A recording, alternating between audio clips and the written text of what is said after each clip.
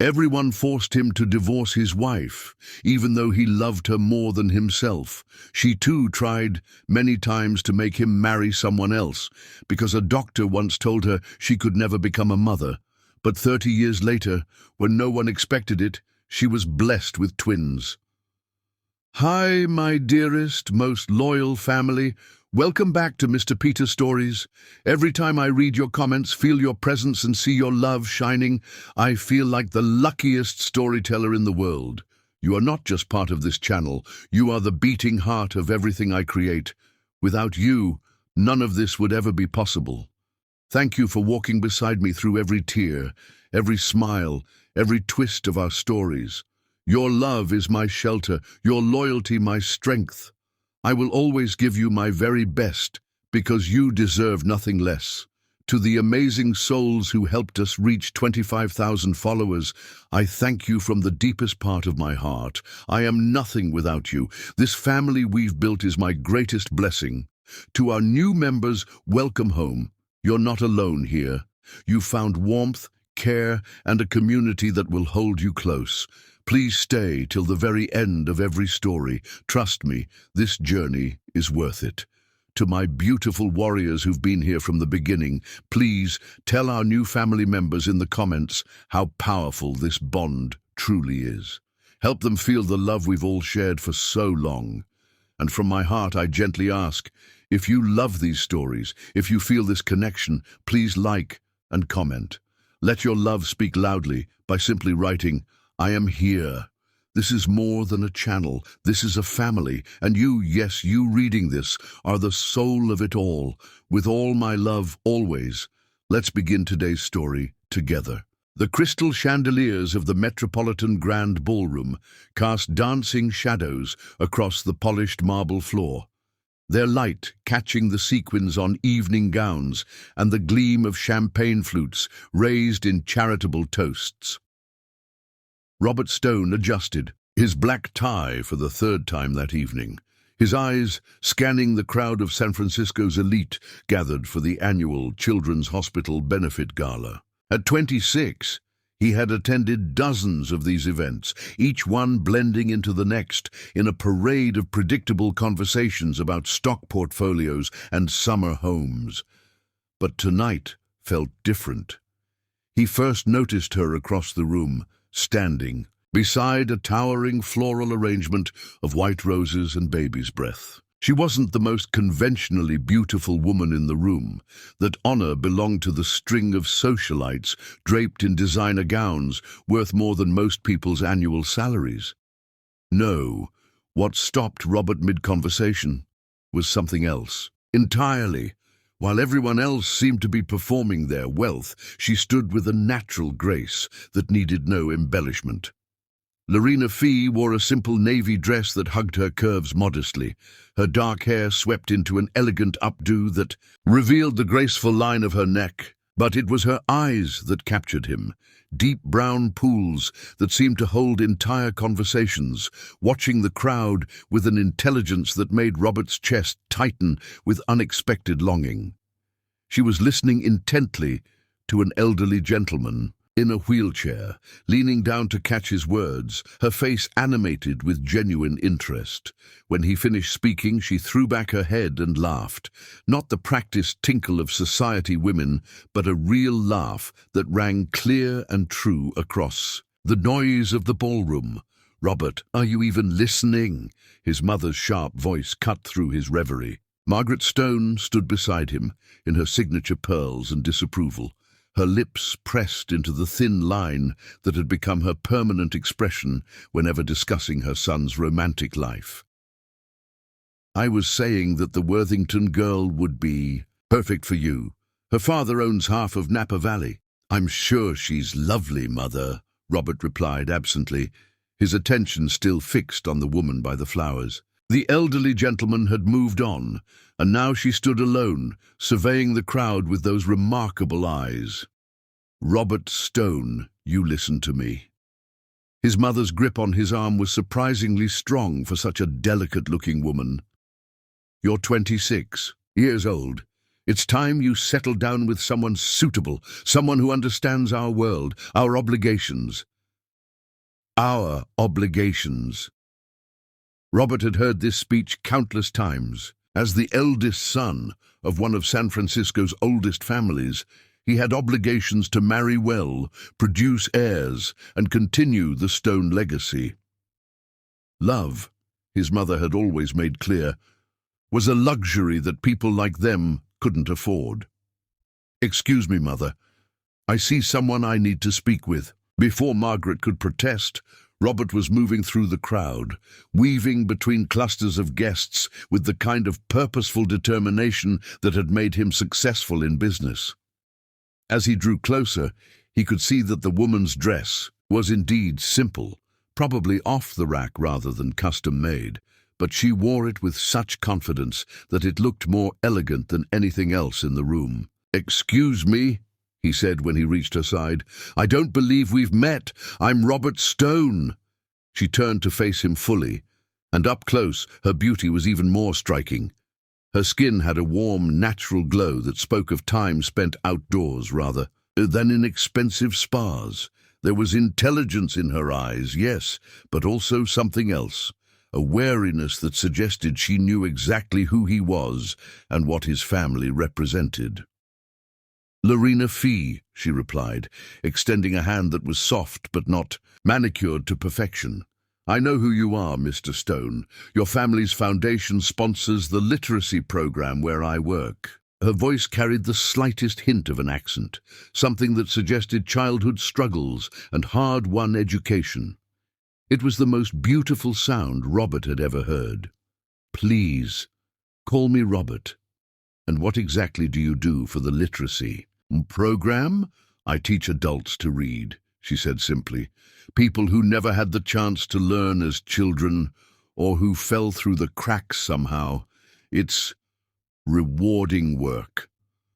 There was no pretension in her words, no attempt to make her job sound more glamorous than it was. In a room full of people who inflated their volunteer work to sound like major philanthropy, her honesty was refreshing. "That must be challenging," Robert said, "and incredibly important." "It is." She studied his face as if trying to determine whether his interest was genuine. Most people at these events like to write checks and feel good about themselves. Actually working with people who need help, that's messier, more complicated. "I imagine it is." Robert found himself leaning closer, drawn by her directness. "How did you get into that work?" For a moment, something flickered across her face. A shadow of old pain quickly hidden. "Personal experience," she said quietly. "My mother couldn't read. I learned early how much that limits a person's world." The orchestra began playing a waltz, and couples began moving toward the dance floor. Robert saw his opportunity. "Would you like to dance?" Lorena hesitated, glancing around the ballroom as if suddenly remembering where she was. "I'm not sure." "That's a good idea, Mr. Stone. I don't exactly fit in with your crowd." "Good," Robert said, offering his arm. "I'm tired of my crowd." Something in his tone must have convinced her because after a moment's hesitation, she placed her hand on his arm. Her touch sent electricity through his body, a feeling he'd never experienced with any of the suitable women his mother had paraded before him. On the dance floor, they moved together as if they'd been partners for years. Lorena was light on, her feet following his lead while maintaining her own grace. This close, he could smell her perfume, something subtle and floral that suited her perfectly. "You're full of surprises," he murmured as they swayed to the music. "How so?" "Most people at these events can barely manage a box step. You dance like you've had lessons." She smiled, and the sight of it made his heart skip. "Community center classes when I was young. My mother believed that every girl should know how to carry herself with dignity, no matter what life threw at her." Wise woman. She was. The shadow crossed her face again. "She died 3 years ago." "I'm sorry."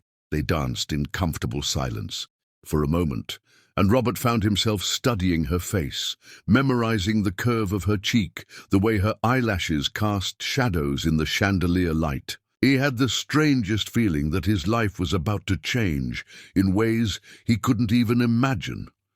"Can I ask you something?" Lorena said suddenly. "Anything.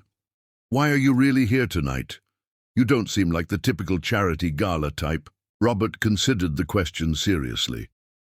"Obligation, mostly. My family has expectations." He paused, then added with complete honesty, "But I'm glad I came. Otherwise, I never would have met you." The music ended, but they remained standing, close together, neither wanting to break the spell.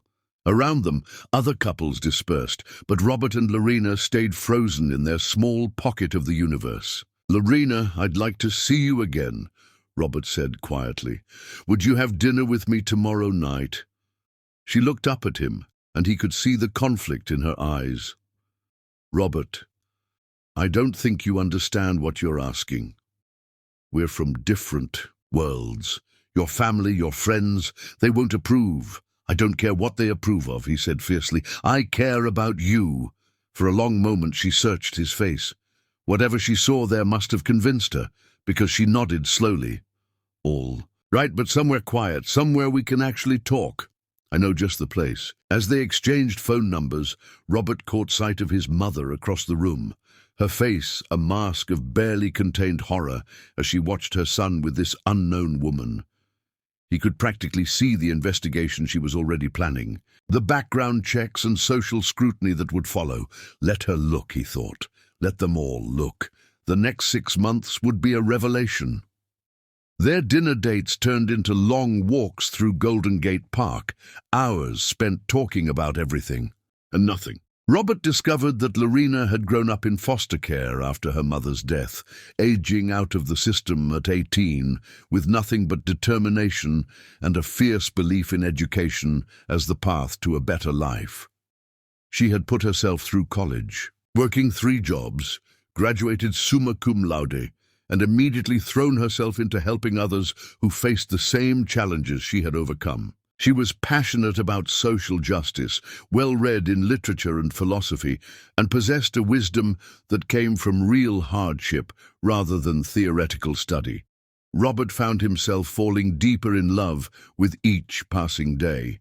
He loved how Lorena challenged him intellectually, how she made him see the world through different eyes. He loved her fierce compassion for her students, the way she lit up when talking about their progress. He loved how she never asked him for anything material, never seemed impressed by his wealth or family name. Most of all, he loved how she made him want to be better than he was. Their first disagreement came when Robert tried to buy her expensive gifts. "I don't need diamonds, Robert," she said firmly. "I need to know that you see me as more than a charity case you're trying to rescue."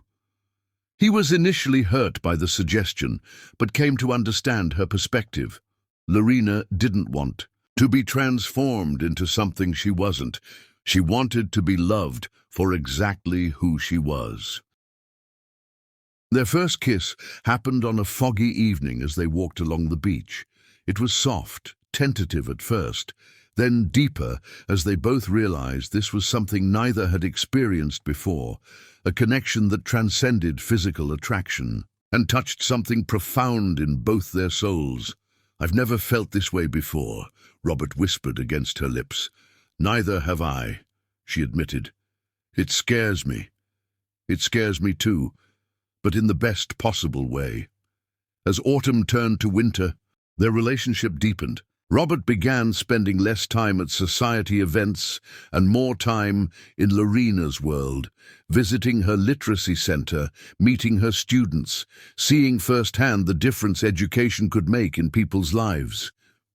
For the first time in his 26 years, Robert Stone had found something worth fighting for, and on a crisp December evening, standing on a hilltop overlooking the city at sunset, he got down on one knee and offered her his grandmother's ring, a simple solitaire that had belonged to the only woman in his family who had ever truly understood love. "Lorena Fee," he said, his voice shaking with emotion, "you are my heart, my soul, my every dream I never dared to dream.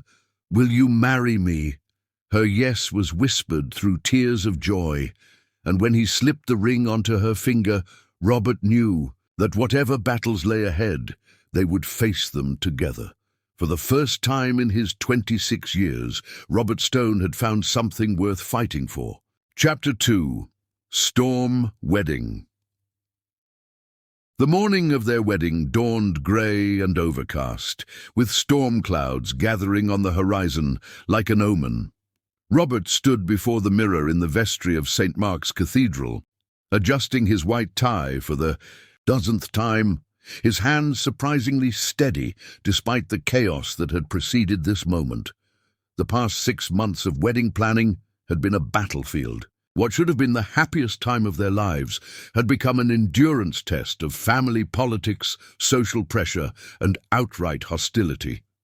His mother, Margaret Stone, had declared war the moment Robert announced his engagement, launching a campaign of subtle sabotage and not-so-subtle threats that would have impressed a military strategist. "She's nobody, Robert, nobody," Margaret had declared during their first confrontation about the wedding. "Do you have any idea what this will do to our family's reputation? 300 years of Stone family legacy, and you want to throw it away for some charity worker. I want to marry the woman I love," Robert had replied firmly, "and her name is Lorena." But Margaret Stone had not built her position as San Francisco's premier society matriarch by accepting defeat gracefully. If she couldn't stop the wedding through emotional manipulation, she would try other methods. The guest list became the first casualty. One by one, longtime family friends began declining their invitations with polite but firm excuses. Business associates suddenly found themselves unavailable. Even the society photographers, who had covered every Stone family event for decades, mysteriously developed scheduling conflicts.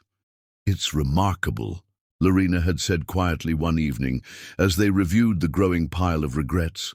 "It's like watching an entire social system organize itself against us." "Are you having second thoughts?" Robert had asked, though the question terrified him. "About marrying you?" "Never." Her voice had been strong, certain, "about the cost you're paying for it, every day." That was the burden Lorena carried that Robert couldn't fully understand. She loved him completely, but she also saw clearly what their union was costing him: family relationships, business connections, social standing. Everything he had been raised to value was being stripped away because of her. The venue had been another battle. St. Mark's Cathedral, where Stone men had been married for generations, had suddenly developed scheduling issues with their chosen date. It had taken his grandfather's intervention and a substantial donation to secure the booking. Even Father O'Brien, who had known Robert since childhood, had expressed reservations. "Are you certain about this, my son? Marriage is a sacred commitment, not to be entered into lightly." "I've never been more certain of anything in my life, Father." The priest had studied him carefully. "And the differences between you and Miss Fee, the social disparities. Love conquers all differences, Father. Isn't that what the Bible teaches?" Father O'Brien had nodded slowly. "Indeed it does. Very well then, we shall trust in God's plan." Now, as Robert waited in the vestry, he could hear the murmur of voices from the cathedral beyond. The guest list might be smaller than originally planned, but those who had come were people who truly mattered, friends who valued character over pedigree, colleagues who respected authentic emotion over social convenience. His best man, Thomas, Wright, burst through the vestry door with barely contained excitement. "Robert, you need to see her. She's absolutely radiant." Thomas was one of the few people from Robert's social circle who had embraced Lorena immediately. A successful lawyer with his own reasons for distrusting society's superficial values, he had become both friend and ally during the difficult months of preparation. "How's the crowd?" Robert asked. "Smaller than expected, but the ones who came are here for the right reasons." "Your mother arrived 20 minutes ago." Robert's stomach tightened. "How did she look?" Thomas hesitated, angry. And she's wearing black. Black? Robert's blood ran cold. Black was the color of mourning, of funerals. His mother was attending his wedding dressed as if someone had died. Robert, Thomas said carefully, maybe we should prepare for no. Robert's voice was firm. Whatever she's planning, we're not changing anything. Lorena deserves her perfect wedding day, and she's going to get it. The organ began playing the processional, and Robert's heart leapt. Soon he would see Lorena walking toward him, and nothing else would matter. They took their positions at the altar, and Robert's breath caught as the great doors of the cathedral opened. Lorena appeared like a vision, her wedding dress simple, but elegant, flowing behind her like liquid silk. She had no father to give her away. He had died when she was 12. So she walked alone, chin held high, eyes fixed on Robert's face with unwavering love and determination. She was breathtaking. The dress, which she had chosen herself, despite Margaret's attempts to force her into something more suitable, was perfect for her. Classic, understated, highlighting her natural beauty rather than overwhelming it. Her dark hair was arranged in an elegant updo, with a few soft tendrils framing her face. She wore his grandmother's pearl necklace, the one piece of Stone family jewelry Margaret hadn't been able to hide away. As she walked down the aisle, Robert saw heads turning, heard the soft murmurs of appreciation from their guests. Even those who had initially questioned his choice could see the radiance, the dignity, the quiet strength that had captured his heart. When she reached the altar, Lorena handed her simple bouquet of white roses to her matron of honor, Sarah Chen, who had become like a sister to her during their friendship. Then she turned to face Robert, and when their eyes met, the rest of the world fell away. "You're beautiful," he whispered. "So are you," she whispered back, and despite everything, they both smiled. Father O'Brien cleared his throat and began the ceremony. "Dearly beloved, we are gathered here today in the sight of God to witness the union of Robert Charles Stone and Lorena Marie Fee in holy matrimony." The familiar words washed over them, creating a sacred space that felt separate from all the conflict and controversy. For these moments, there was only love, only commitment, only the future they would build together. "Marriage is not to be entered into lightly," Father O'Brien continued, "but reverently, deliberately, and in accordance with the purposes for which it was instituted by God." Robert found himself thinking of his grandparents who had shared 57 years of marriage until his grandmother's death 2 years ago. They had understood something his parents' generation seemed to have forgotten, that love was not a luxury, but a necessity, not a weakness, but the greatest strength two people could share. The ceremony proceeded smoothly through the traditional vows, the exchange of rings, the prayers and blessings. Robert's voice was strong and clear as he promised to love Lorena in sickness and in health, for richer or poorer, for better or worse, until death parted them. Lorena's voice was equally strong, equally certain, as she made the same promises to him. When she slipped the gold band onto his finger, her hands were steady, her eyes bright with unshed tears of joy. They were nearly through the ceremony when Father O'Brien reached the traditional moment. "If anyone here present knows of any reason why this man and this woman should not be joined in marriage, speak now or forever, hold your peace." The silence stretched for what felt like an eternity. Robert squeezed Lorena's hands reassuringly, knowing this moment would pass and they would be husband and wife. Then, from the back of the cathedral, came the sharp click of heels on marble. Every head turned as Margaret Stone rose from her pew. She was indeed dressed entirely in black, not the elegant black of formal wear, but the stark, unforgiving black of mourning. Her face was pale, her lips pressed into a line of grim determination. She looked like a figure from a Greek tragedy, and come to pronounce doom upon the proceedings. "I object," she said clearly, her voice carrying easily through the hushed cathedral. A collective gasp rose from the assembled guests. Robert felt Lorena's hands tremble in his, and his own heart began pounding with fury. He had expected his mother might cause a scene, but not this. Not a public humiliation designed to destroy. Their wedding day. "Mother, sit down," he said through gritted teeth, but Margaret was not finished. She walked slowly down the aisle, her black dress rustling ominously, every step calculated for maximum dramatic effect. The sound of her heels echoed through the vaulted space like a countdown to disaster. "I object," she repeated when she reached the front of the cathedral, "because this woman cannot give my son what he needs. She comes from inferior stock, from a bloodline that cannot produce healthy heirs." The words hung in the air like a physical blow. Robert felt Lorena's entire body go rigid beside him, saw the color drain from her face. Around them, wedding guests whispered and murmured, some in shock, others in cruel satisfaction at the drama unfolding. Margaret wasn't finished. "My son deserves better than a barren woman who will never give him children. This marriage is a mistake that will destroy the Stone family legacy." For a moment, Robert was so stunned by his mother's public cruelty that he couldn't speak. This went beyond family disapproval. This was character assassination, performed before God and everyone they knew.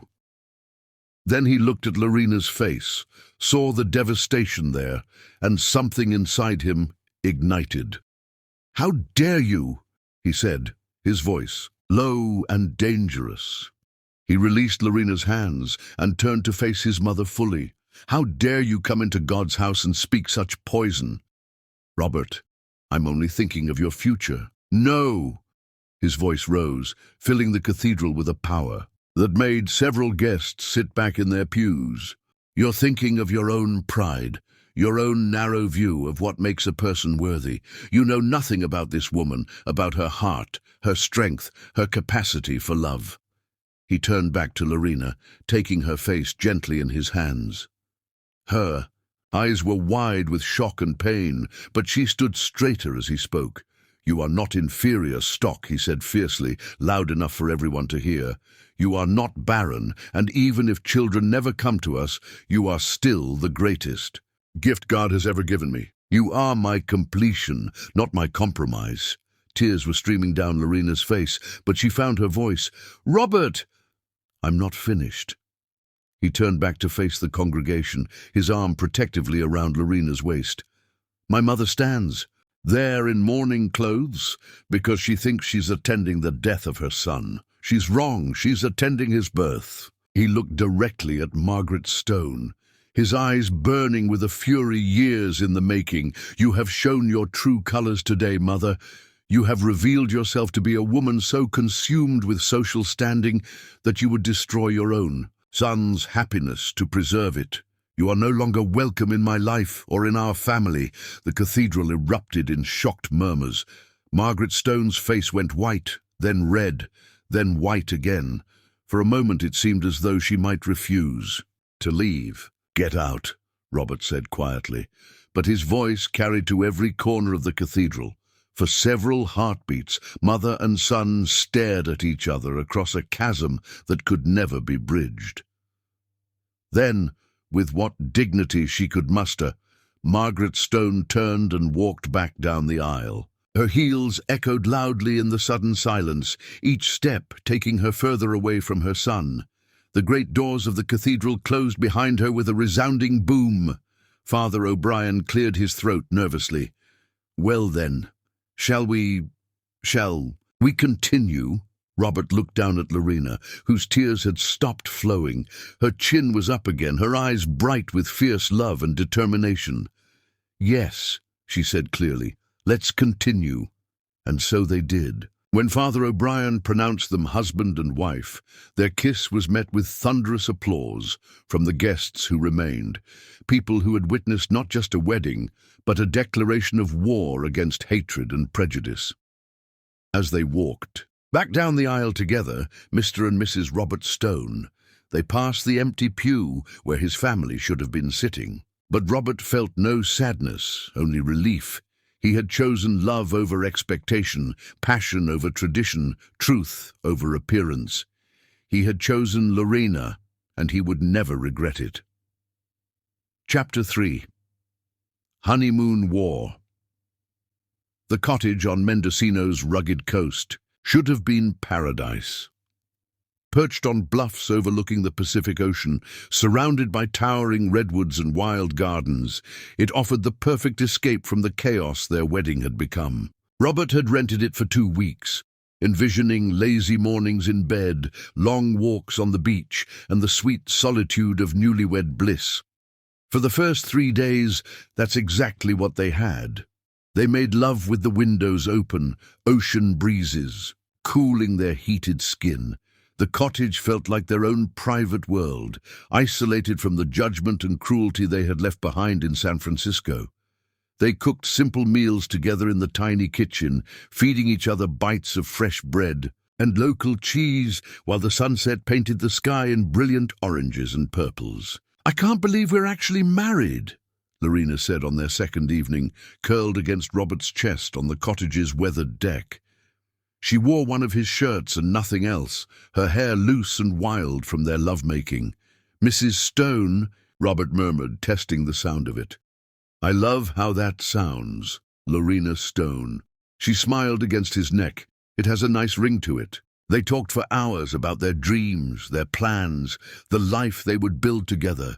Away from his family's poisonous influence, Robert felt lighter than he had in months.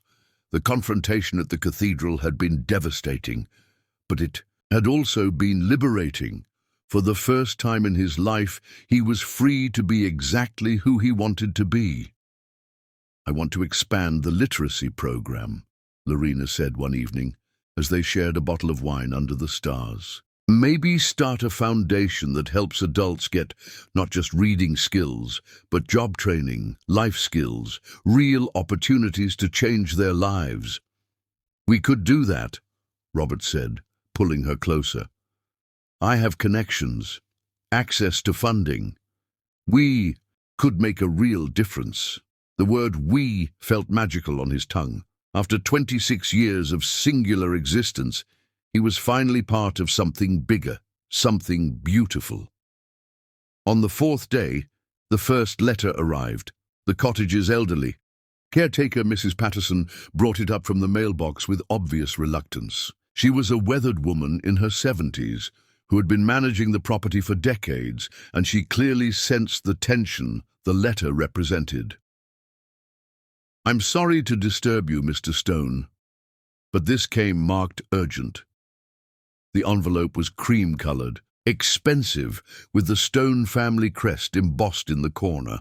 Robert's name was written in his mother's precise script, the same handwriting that had filled the margins of his childhood homework assignments and signed permission slips for school trips. "Just throw it away," he told Mrs. Patterson, not taking his eyes off the ocean, but Lorena had seen the letter, and he could feel her tension beside him. The easy contentment of the morning evaporated like morning mist. "Maybe you should read it," she said quietly. "I don't need to read it to know what it says. Robert." She turned to face him fully, and he saw the shadow that had been haunting her since the wedding, guilt, responsibility, the weight of being the cause of his family's estrangement. "These people raised you. They're your family. You're my family. Now," the words were meant to comfort, but he saw something flicker across her face. She felt guilty for coming between him and his family, even though the choice had been entirely his. Robert took the letter from Mrs. Patterson and threw it into the kitchen trash without opening it. But the damage was done. The outside world had found them, had invaded their perfect sanctuary. More letters came over the following days, not just from his mother, but from his father, his siblings, family friends, business associates. Mrs. Patterson delivered each one with increasing reluctance, and Robert threw each one away without opening it. But the letters were just the beginning.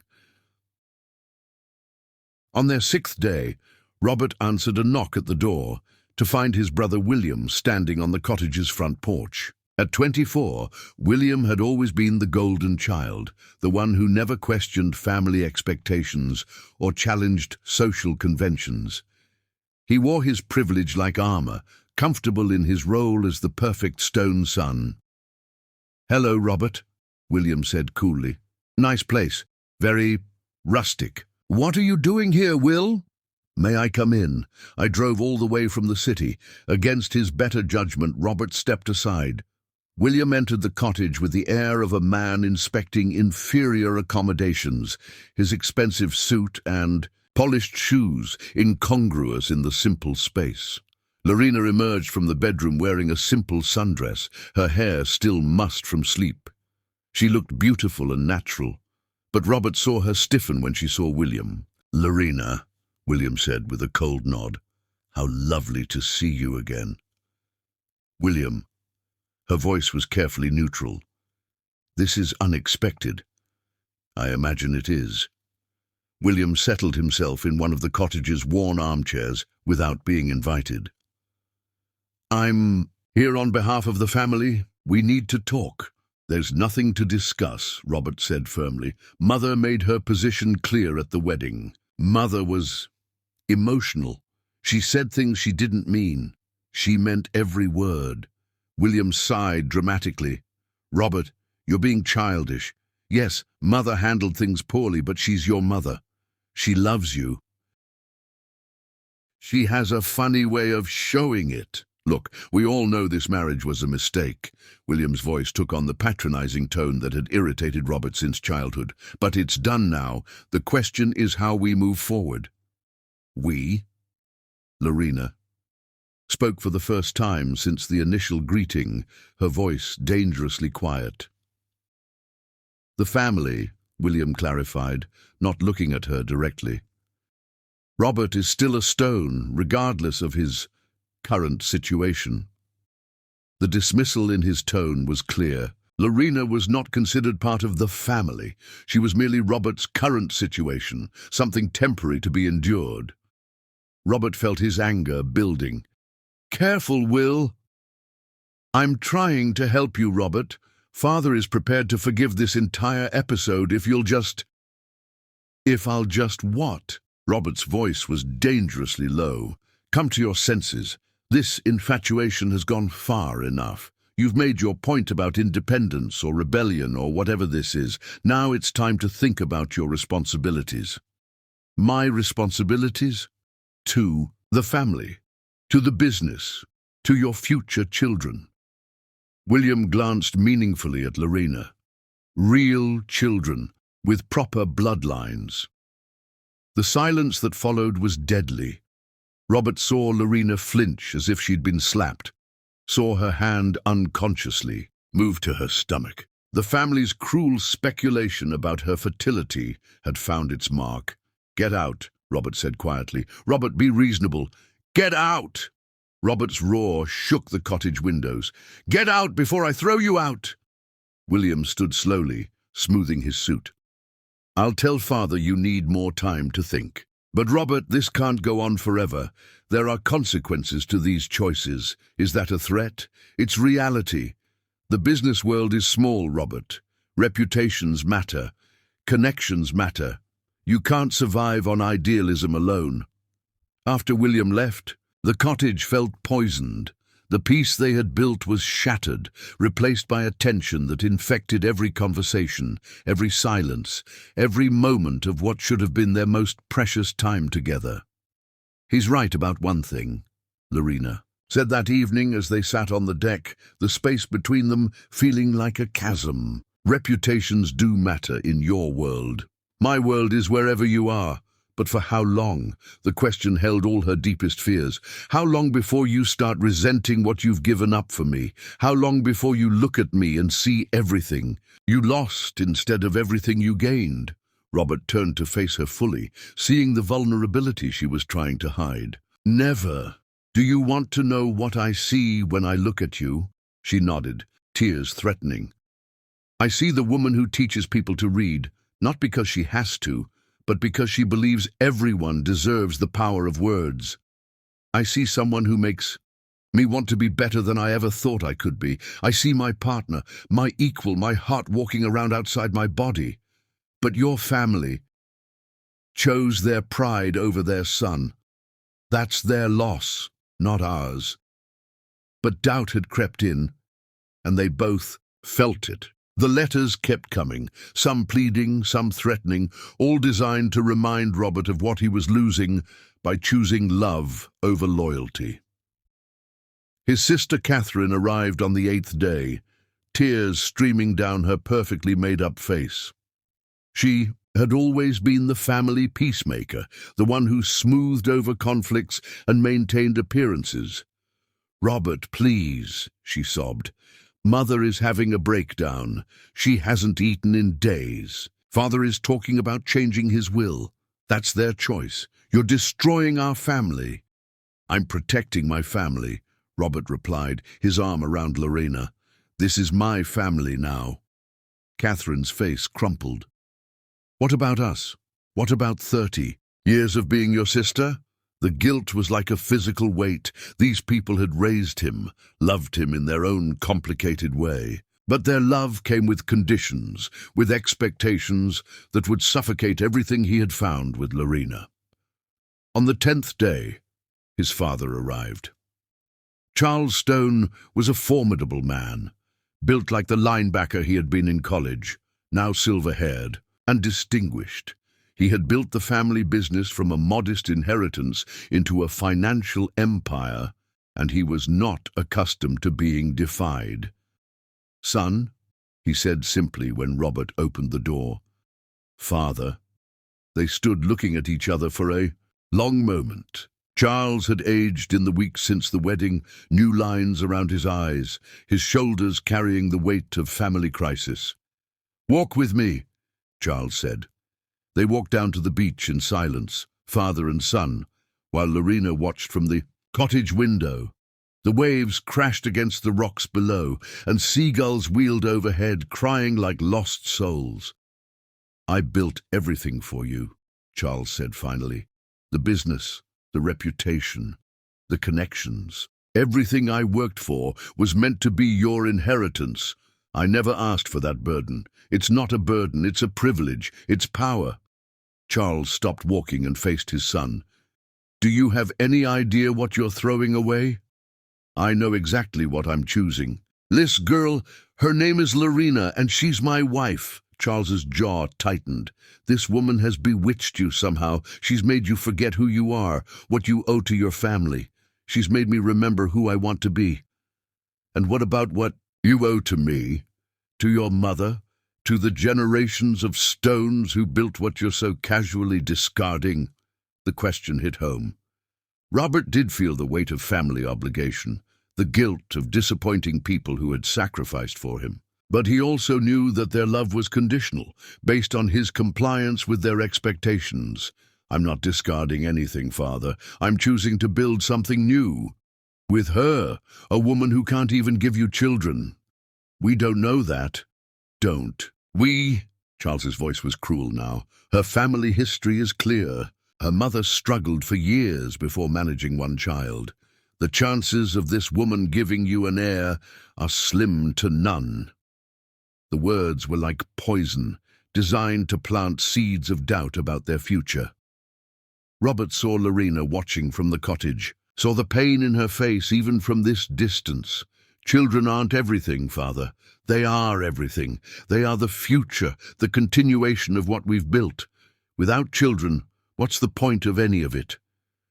Robert thought of the students at Lorena's literacy center, the adults she helped every day, who might not be his blood, but were becoming his chosen family. He thought of the foundation they planned to build, the lives they could touch together. "Love is the point," he said simply. "Love is always the point." Charles studied his son's face and seemed to see something there that convinced him argument was useless. "I'm changing my will," he said finally. "William will inherit everything. You'll get nothing." "I understand. The business connections, the social standing, the financial security, all of it will be gone." I understand. You'll be starting over with nothing. I'll be starting over with everything that matters. Charles turned and walked back toward the cottage, his shoulders bowed with defeat. At the door, he paused and looked back. I hope she's worth it, son. I truly hope she's worth it. After his father left, Robert found Lorena sitting on the cottage steps, tears streaming down her face. I heard, she said simply. He sat beside her and pulled her close. It doesn't matter. Your inheritance, your family, your entire life. How can it not matter? Because I have you, because we have each other, because what we've built together is stronger than money or social standing or family expectations. But even as he said the words, Robert felt the weight of what they had lost. The honeymoon was over, in more ways than one. The real world had invaded their paradise, and now they would have to figure out how to build a life together in the face of overwhelming opposition. That night, they made love with desperate intensity, clinging to each other like survivors of a shipwreck. Outside, the storm that had been threatening all week finally broke, rain lashing the cottage windows like tears. When morning came, they began packing for the return to San Francisco, to a life that would be entirely their own creation. They were leaving paradise, but they were also leaving childhood behind. The war for their love had begun, and they would fight it together. Chapter 4. The Apron Incident. 3 years had passed since the wedding. 3 years of building a life from nothing but love and determination. Robert and Lorena had created a fortress of happiness in their modest apartment in Pacific Heights. Not the grand mansion Robert could have inherited, but a warm, bright space that truly felt like home. Robert had left the family business entirely, using his connections and business acumen to start a small investment firm that specialized in ethical companies and social impact ventures. It was challenging work with smaller profits than he could have made in traditional finance, but it allowed him to sleep peacefully at night, knowing his success came from building up rather than exploiting.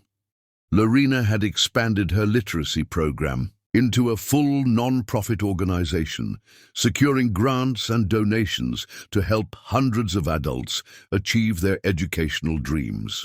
Their apartment's second bedroom had been converted into a home office where she worked late into the night, writing proposals and planning curricula.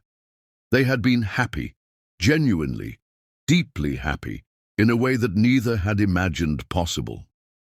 The family's rejection still hurt, especially during holidays when they celebrated alone, but they had built their own traditions, their own support network of friends who valued authenticity over social standing.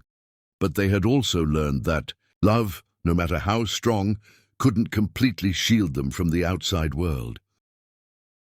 The invitation arrived on a Tuesday morning in March, delivered by a courier who seemed almost apologetic to be interrupting their peaceful breakfast.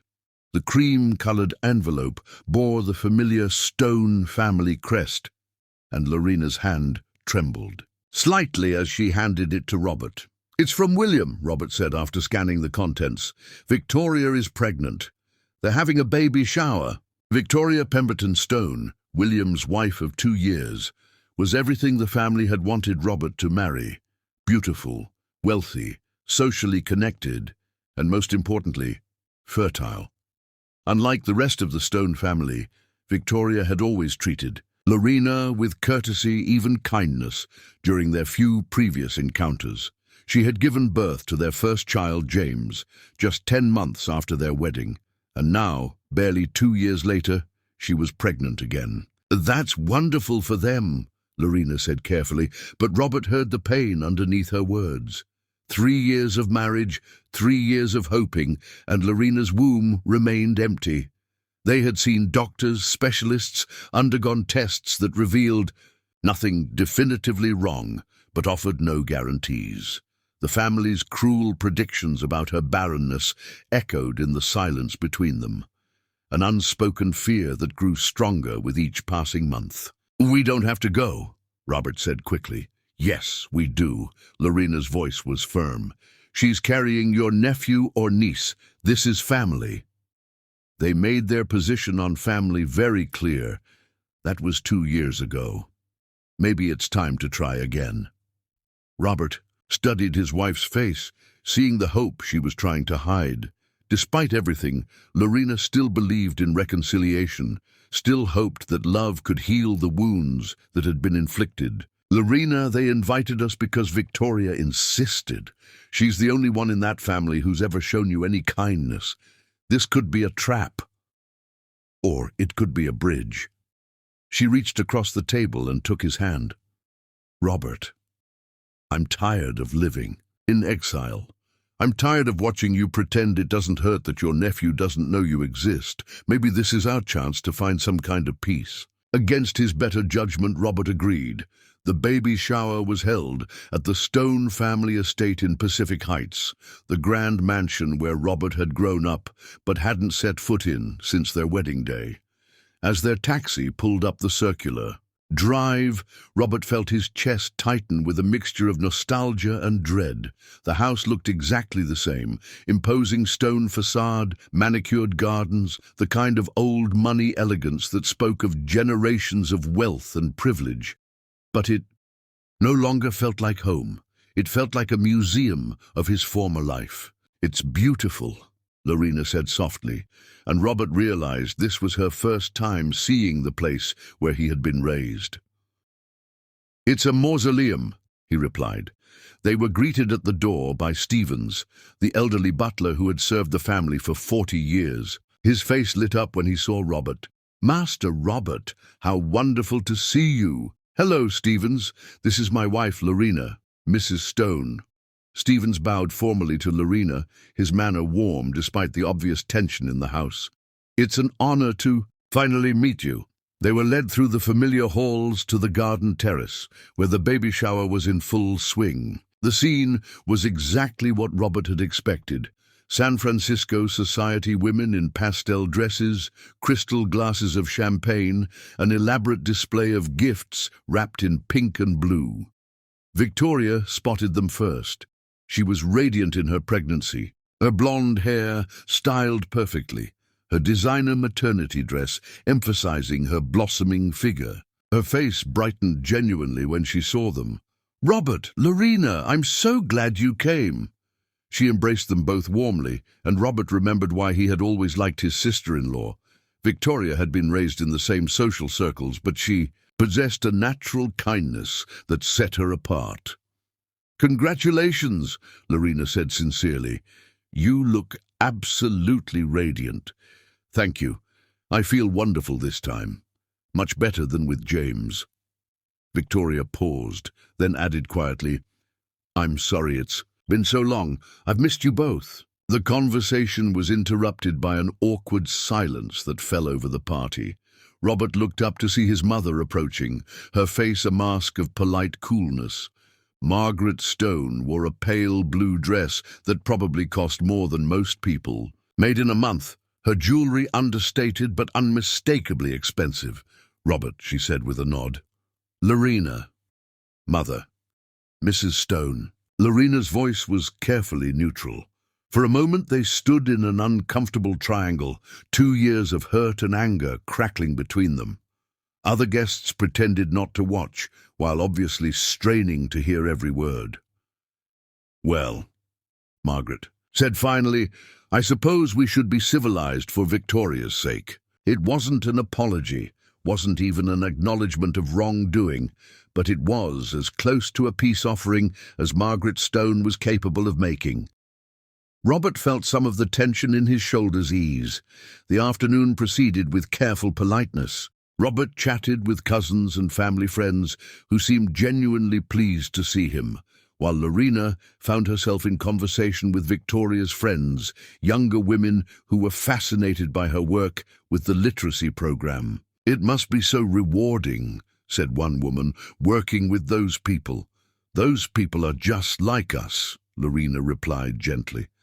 They simply didn't have the same opportunities. For a while, it almost felt normal, almost like they belonged here. Again. Then came the gift opening. Victoria settled into an ornate chair, surrounded by towers of presents, each one more elaborate than the last. There were designer baby clothes, antique silver rattles, a hand-carved crib that had probably cost more than most cars. Lorena and Robert had brought a simple gift, a first edition of Goodnight Moon that Lorena had found at a used bookstore, along with a hand-knitted blanket she had made herself. It was thoughtful and personal, but modest compared to the extravagance surrounding it. "Oh, how lovely," Victoria said when she opened their gift, and her appreciation seemed genuine. "I've always loved this book, and this blanket is beautiful. Lorena, did you make it yourself?" "I did. I learned to knit from one of my students. She taught me in exchange for reading lessons." "That's wonderful. It's so much more meaningful than anything store-bought." But Robert noticed the glances exchanged between some of the other guests, the subtle smirks at the simple gift among all the luxury items. The real blow came near the end of the gift opening. Patricia, William's wife's sister and one of Margaret's closest friends, approached Lorena with a wrapped package. "I have something for you too, dear," Patricia said with a smile that didn't reach her eyes. Lorena looked confused. "For me? But this is Victoria's shower." "Oh, but I thought you might need this for all the entertaining you'll be doing." Lorena unwrapped the package to reveal a plain white apron. Not the decorative kind used for light cooking, but the type worn by domestic help. Practical, utilitarian, designed for serious work. The insult was clear to everyone present. The message was unmistakable. This was where Lorena belonged, not as a guest, but as hired help. A cruel silence fell over the gathering. Some women looked shocked, others amused. Victoria's face went pale with embarrassment and anger. "Patricia, that's completely inappropriate," Victoria began. But Patricia wasn't finished. "Well, since she'll never need maternity clothes," I thought, "she might as well have something useful." The words hit Lorena like a physical blow. Robert saw her face go white, saw her hands shake as she held the apron. 2 years of failed attempts to conceive, 2 years of monthly disappointments and increasing desperation, all summed up in one cruel observation. Something snapped inside Robert. He stepped forward and took the apron from Lorena's trembling hands. For a moment, the entire party held its breath, waiting to see what he would do. Robert looked directly at Patricia, his eyes blazing with a fury that made several guests step back. Then, with deliberate precision, he tore the apron in half. The sound of ripping fabric was loud in the sudden silence. "You're right," Robert said, his voice carrying clearly across the terrace.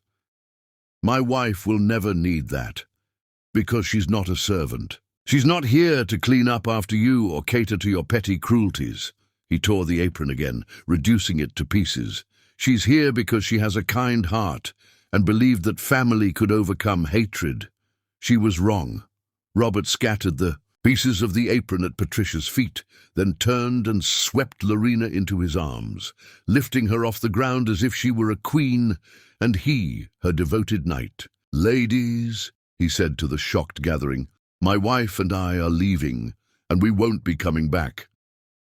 He carried Lorena through the silent party, through the house where he had been raised, past the portraits of ancestors who had never known love like this. With each step, he felt himself shedding the last vestiges of his old life, choosing once and for all the woman in his arms over the world that had shaped him. At the door, Victoria caught up with them. "Robert, wait. I'm so sorry. Patricia had no right." "It's not your fault, Victoria," Robert said gently. "Take care of yourself and the baby." "Will I see you again?" Robert looked back at the house, at the party still frozen in shock on the terrace, at his mother watching from the French doors with an expression he couldn't read. "Not here," he said finally. "Not like this." In the taxi riding home, Lorena finally broke down, sobbing against Robert's chest with a grief that went beyond the day's humiliation to touch the deepest fears of her heart. Maybe she's right. she whispered. "Maybe I can't give you what you need." "Stop!" Robert's voice was fierce. "You give me everything I need, everything that matters. But children, if children come, they'll be a blessing. If they don't, you're still the greatest blessing of my life." He held her closer, feeling her. Tears soaked through his shirt.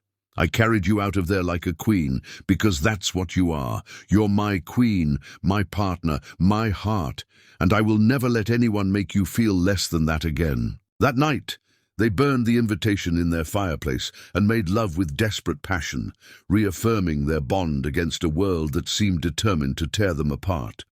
The war for their love had escalated, but their resolve had only grown stronger. They would build their own family, their own legacy, their own definition of what it meant to have a life worth living, and they would do it together. Chapter 5. Broken Dreams. The morning Lorena first felt nauseous. She attributed it to stress. Work at the literacy center had been particularly demanding, with a new grant requiring extensive documentation and several students struggling with personal crises that kept her up at night worrying. She had always been the type to carry others' burdens as if they were her own, but when the nausea persisted for a week, accompanied by a bone-deep exhaustion that no amount of sleep seemed to cure, a tiny flame of hope began to flicker in her heart. She was 3 days late. For any other woman, 3 days might mean nothing. But Lorena had been tracking her cycles obsessively for 2 years, hoping and praying each month for the miracle that never came. She knew her body's rhythms better than she knew her own reflection. She bought the pregnancy test on a Tuesday evening, hiding it in her purse like contraband. Robert was working late at his investment firm, trying to secure funding for a new project that would bring clean water to rural communities. She had hours to herself, hours to either confirm her wildest dreams or face another crushing disappointment. In the privacy of their bathroom, hands shaking, she followed the instructions she had memorized from previous tests. 2 minutes felt like a lifetime. She paced the small space, touching the familiar objects, Robert's razor, her moisturizer, the framed photo of them on their honeymoon, as if they were talismans that could influence the outcome. When she finally looked at the test, her legs nearly gave out. 2 pink lines, clear, unmistakable, beautiful, pregnant. The word exploded through her consciousness like fireworks. After 3 years of marriage, 2.5 years of trying, countless medical appointments and fertility tests that revealed nothing definitively. Wrong! She was finally carrying Robert's child. She sank onto the edge of the bathtub, staring at the test, as if it might disappear if she looked away. Tears streamed down her face, tears of joy, relief, and overwhelming gratitude to whatever force in the universe had finally answered her prayers. Their baby. Robert's baby. The child everyone said she could never have. For 20 minutes, she sat alone with the secret, savoring the moment before it became real to anyone else. She imagined telling Robert, imagined the look on his face when he learned he was going to be a father. She imagined calling Dr. Peterson to schedule her first appointment, imagined hearing the heartbeat for the first time. Most of all, she imagined proving wrong every cruel voice that had declared her barren, worthless, incomplete. When Robert came home that evening, Lorena was cooking his favorite dinner, pasta with the pesto she made from scratch, garlic bread, a bottle of wine she had been saving for a special occasion. "Something smells incredible," he said, kissing her neck as she stirred the sauce. "What's the occasion?" Can't a wife cook a nice dinner for her husband without a special occasion? But Robert knew her too well. He studied her face, noting the brightness in her eyes, the barely contained excitement in her movements. "Lorena, what's going on? You look like you're about to burst." She turned in his arms, her hands resting on his chest, feeling the steady beat of his heart beneath her palms. This was the moment she had dreamed of for so long. "Robert," she said softly, "how do you feel about becoming a father?" For a moment, he didn't understand. She watched confusion flicker across his face, followed by dawning comprehension, then disbelief, then pure explosive joy. We're having a baby." Robert's whoop of joy could probably be heard 3 blocks away. He picked her up and spun her around the kitchen, both of them laughing and crying at the same time. When he finally set her down, his hands immediately went to her still flat stomach. "A baby," he whispered in wonder. "Our baby." "I took the test 3 times. All positive." "When? How far along? Are you feeling okay? Do we need to call the doctor?" His excitement was infectious, filling their small apartment with a joy so bright it seemed to illuminate every corner. They spent the evening making plans, discussing names, talking about the nursery they would create in their spare room. "What if it's a girl?" Robert said as they lay in bed, his hand protectively covering her belly. "Then she'll be strong and smart and kind, just like her father. What if it's a boy? Then he'll be compassionate and brave and loving, just like his father." Robert was quiet for a moment. "They said you couldn't have children. They were wrong. My mother said your mother was wrong too." Lorena's voice was firm. "We're having a baby, Robert. Our miracle baby." They made an appointment with Dr. Peterson for the following week, but Lorena immediately started seeing her OBGYN, Dr. Sarah Chen. They told only Dr. Chen about the pregnancy initially, planning to wait until after the first trimester to share the news with others. The blood tests confirmed what they already knew. She was approximately 6 weeks pregnant, due in late November. "Everything looks perfect so far," Dr. Chen said with a smile. "Your hormone levels are excellent and you're clearly healthy. We'll do the first ultrasound at 8 weeks. They decided to keep the pregnancy secret for the first trimester, a decision that proved both wise and torturous. Lorena felt like she was walking around with the most wonderful secret in the world, one that wanted to burst out of her every time she spoke to anyone. The morning sickness was actually a blessing in disguise. It made the pregnancy feel more real, more normal. When she vomited quietly in the bathroom at work, she smiled through her discomfort. This was what pregnant women experienced. This was proof that her body was doing exactly what it was supposed to do. At 8 weeks, they had their first ultrasound. The tiny blob on the screen didn't look like much to an untrained eye, but to Robert and Lorena, it was the most beautiful thing they had ever seen. "There's the heartbeat," Dr. Chen said, pointing to a flickering on the screen.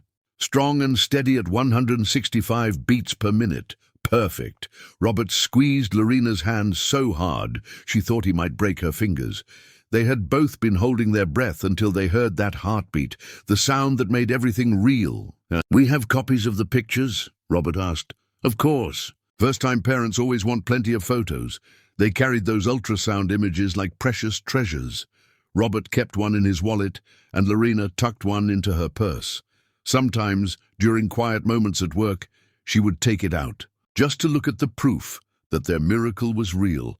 By 10 weeks, Lorena had started showing slightly, just a gentle rounding that could be hidden under loose clothes but was noticeable to her when she looked in the mirror. She found herself talking to the baby constantly, telling it about their plans, their dreams, the life they would build together.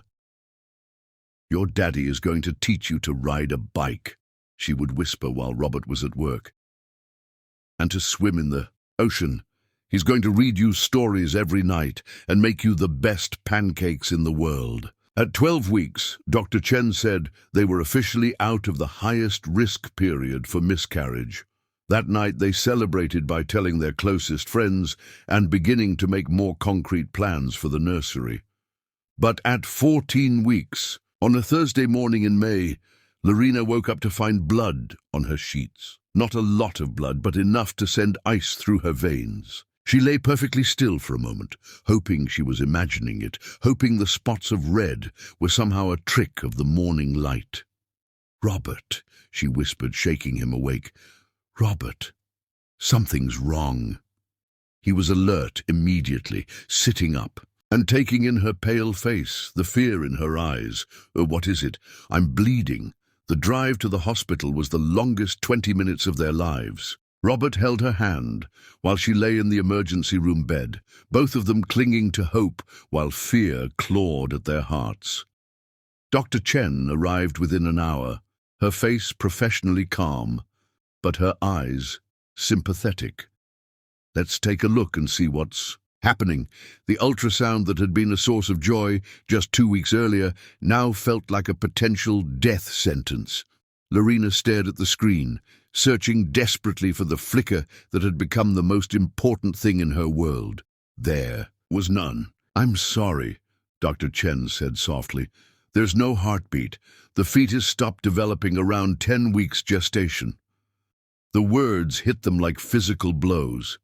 Lorena felt as if the world had suddenly gone silent, as if all sound had been sucked out of the universe. But I felt fine, she whispered. I still felt pregnant. That's unfortunately common, Dr. Chen explained gently. Sometimes the body doesn't immediately recognize the loss. Your hormone levels may have remained elevated, which is why you didn't experience symptoms until now. This is what we call a missed miscarriage. Can you do something? Fix it. The hope in Lorena's voice was heartbreaking. Dr. Chen's expression grew even more sympathetic. I'm afraid not. This is what we call a missed miscarriage. The pregnancy is no longer viable. The clinical language couldn't soften the devastating reality. Their baby, their miracle baby, was gone. The next few hours passed in a blur of medical procedures and forms to sign. They could either wait for Lorena's body to naturally expel the pregnancy or schedule a D&C to remove the tissue. Either option felt like a betrayal of the child they had already begun to love. They chose to wait, hoping that somehow nature would be gentler than surgery. It wasn't. The miscarriage began that night and lasted for 3 agonizing days. Lorena lay in bed, Robert holding her as waves of pain washed over her, not just physical pain, but the excruciating emotional agony of losing something precious. I'm sorry, she sobbed against his chest. I'm so sorry I couldn't keep our baby safe. This isn't your fault, Robert said fiercely, his own tears falling into her hair. This isn't anyone's fault. But Lorena couldn't shake the feeling that her body had failed them, failed their child. All the cruel voices from his family seemed to echo in her mind. Barren, inferior stock can't give you what you need. On the 3rd day, Robert called Dr. Chen in desperation. She hasn't stopped crying, she won't eat. I don't know how to help her. Grief is normal, Dr. Chen assured him, but if she's not functioning after a week, we should consider counseling. Sometimes pregnancy loss trauma requires professional support. It was William who delivered the cruelest blow of all. He arrived at their apartment unannounced on the 5th day, claiming he had heard through mutual friends about their loss. Lorena was still in bed, too devastated to face the world, so Robert met his brother in their small living room. I'm sorry for your loss, William said, but his tone suggested anything but sympathy. Thank you. Though I suppose it's for the best, really. Robert went very still. Excuse me? Well, you have to admit, bringing a child into your situation wouldn't have been ideal. No family support, limited financial resources. And given her history, get out. Robert, I'm trying to be helpful. This proves what we've been saying all along. She's not capable of carrying children to term. Her family's genetics. Robert's fist connected with William's jaw before he could finish the sentence. His brother staggered backward, blood trickling from his split lip. Get out, Robert roared. Get out before I kill you. William left, but his poison remained. The suggestion that their baby's death was somehow inevitable, that Lorena's body was fundamentally flawed, ate at both of them like acid. It was Margaret Stone who delivered the final crushing blow. She arrived at the hospital during Lorena's follow-up appointment, somehow having learned when they would be there. Robert and Lorena emerged from Dr. Chen's office to find her standing in the corridor, dressed in black as if attending a funeral. "Mother, what are you doing here? I came to see how you're both doing. I heard about your disappointment." The word choice was deliberate and cutting. Not loss, not tragedy, but disappointment, as if their grief was merely an inconvenience. "We're managing," Robert said tightly. Margaret turned to Lorena, who was still pale and fragile from the ordeal. "I'm sorry this happened to you, dear, but perhaps it's a sign." "A sign of what?" Lorena's voice was barely a whisper. "That some things aren't meant to be. Some women simply aren't built for motherhood. Even her womb rejects life." The cruelty of the words was breathtaking. Lorena made a small, wounded sound and swayed on her feet. Robert caught her, his face blazing with fury. "How dare you?" he said, his voice deadly quiet. "How dare you come here and torture a grieving woman?" "I'm trying to help you see reality. The only reality I see is that you're a heartless monster who finds pleasure in others' pain. Robert, I'm your mother. No." His voice echoed through the hospital corridor. "You stopped being my mother the day you chose cruelty over compassion. You are nothing to me now, nothing to us, and if I ever see you near my wife again, I will have you arrested for harassment." Margaret's face went white with shock and rage. "You'll regret this, Robert. You'll regret choosing her over your family. I regret having a family capable of this kind of evil." After she left, Lorena collapsed completely. The combination of physical recovery and emotional devastation had pushed her beyond her limits. Dr. Chen admitted her for observation, concerned about her mental state. For 3 days, Lorena lay in a hospital bed, staring at the ceiling, refusing to speak to anyone except Robert. She had lost not just their baby, but also her faith in her own body, her own worth as a woman. On the 4th day, Robert climbed into the narrow hospital bed beside her and held her close. "We're going to get through this," he whispered. "Together." "What? If they're right," she whispered back. "What if I can't?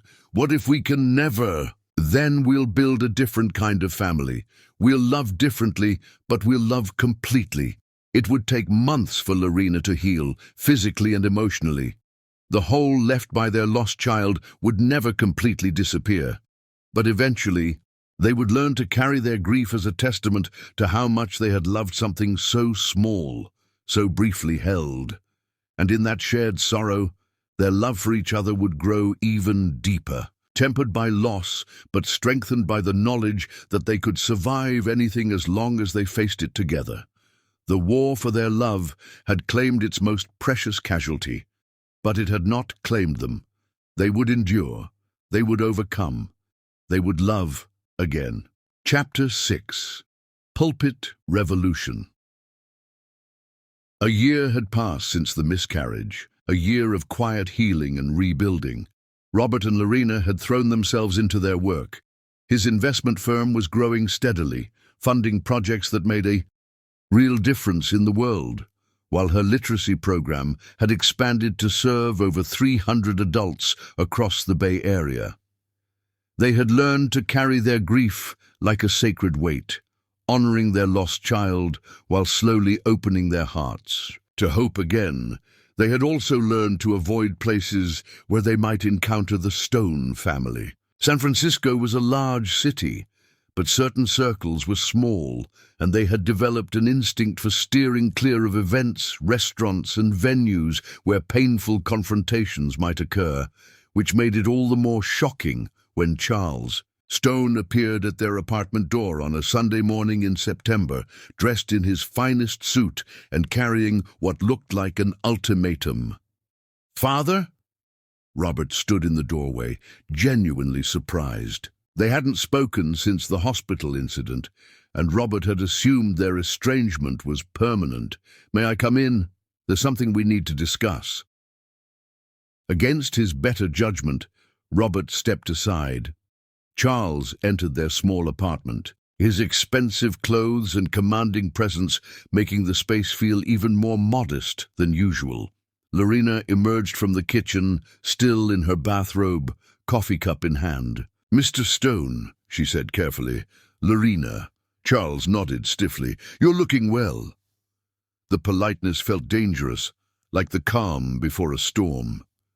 Robert remained standing, ready to escort his father out at the first sign of trouble. "What do you want?" Robert asked bluntly. Charles settled himself in their best chair without being invited. "I want to make you an offer. Both of you. We're not interested in anything you're offering. You haven't heard it yet." Charles's voice took on the tone he used in boardroom negotiations. "I've been watching your little business ventures. Impressive. Work, actually. You've got a good eye for profitable social investments. It's not about profit. Everything is about profit, son, one way or another. Even charity has to be sustainable to be effective." Charles paused, then continued. "I'm prepared to make you an offer. Come back to Stone Industries. Bring your wife's literacy program under our charitable foundation. You'll have unlimited funding, corporate backing, the ability to help thousands instead of hundreds." The offer was breathtaking in its scope. With Stone Industries' resources, they could transform their work, create a national program that could change countless lives. "What's the catch?" Lorena asked quietly. Charles smiled, and Robert recognized the expression from childhood, the look his father got when he was about to present terms that seemed generous but came with strings attached. "Simple. You both attend church with the family. Today, Pastor Morrison is delivering a special sermon on family values, and it would mean a great deal to your mother to have her entire family present." "Absolutely not," Robert said immediately. "Hear me out. One morning, 3 hours of your time. In exchange, millions of dollars in funding for causes you care about. Think of how many people you could help." Robert saw the conflict in Lorena's eyes. The offer was tempting, almost irresistible. With that kind of backing, her literacy program could become a national model, helping tens of thousands of adults achieve their dreams.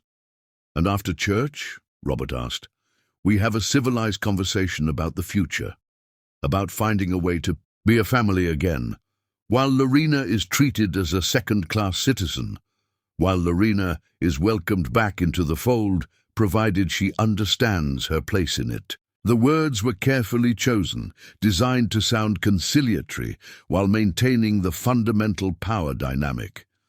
Charles was offering to tolerate Lorena, not accept her, to include her conditionally, not embrace her unconditionally. "We need to discuss this privately," Lorena said before Robert could refuse. After Charles left, they sat at their small kitchen table, the weight of the decision hanging between them. "It's a trap," Robert said firmly. "Everything he does is a trap, maybe, but think about what we could accomplish with that funding. Robert, we could change thousands of lives. At what cost? Your dignity, our marriage. One morning, 3 hours, if it means we can help that many people." Robert studied her face, seeing the internal struggle. Lorena had never lost her optimistic belief that people could change, that love could overcome hatred. It was one of the things he loved most about her, and also one of the things that worried him most. "You want to do this. I want to try, for all the people we could help, for the chance, however small, that your family might remember how to love." They attended St. Matthew's Episcopal Church that morning, the grand cathedral where Robert had been confirmed, where he had learned Bible verses and choir songs, where he had once believed in the simple goodness of faith and family.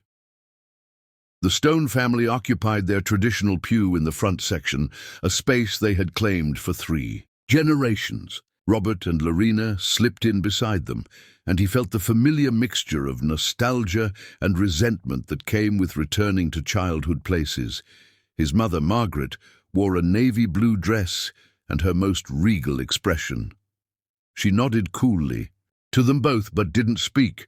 William and Victoria were there with their 2 children, little James toddling around the pew, while baby Catherine slept in her mother's arms. The sight of the children hit Lorena like a physical blow. Robert saw her face go pale, saw her hand unconsciously move to her stomach. Every family gathering was a reminder of what they had lost, what they couldn't seem to achieve. Pastor Morrison took the pulpit with the commanding presence that had made him a favorite among San Francisco's elite congregations. He was a tall, silver-haired man with a voice that could fill the cathedral without amplification. "Today, I want to speak about the biblical foundation of family," he began, and Robert felt his stomach tighten. "About the proper order that God intended for marriage and society." What followed was 45 minutes of thinly veiled attack disguised as theological discourse.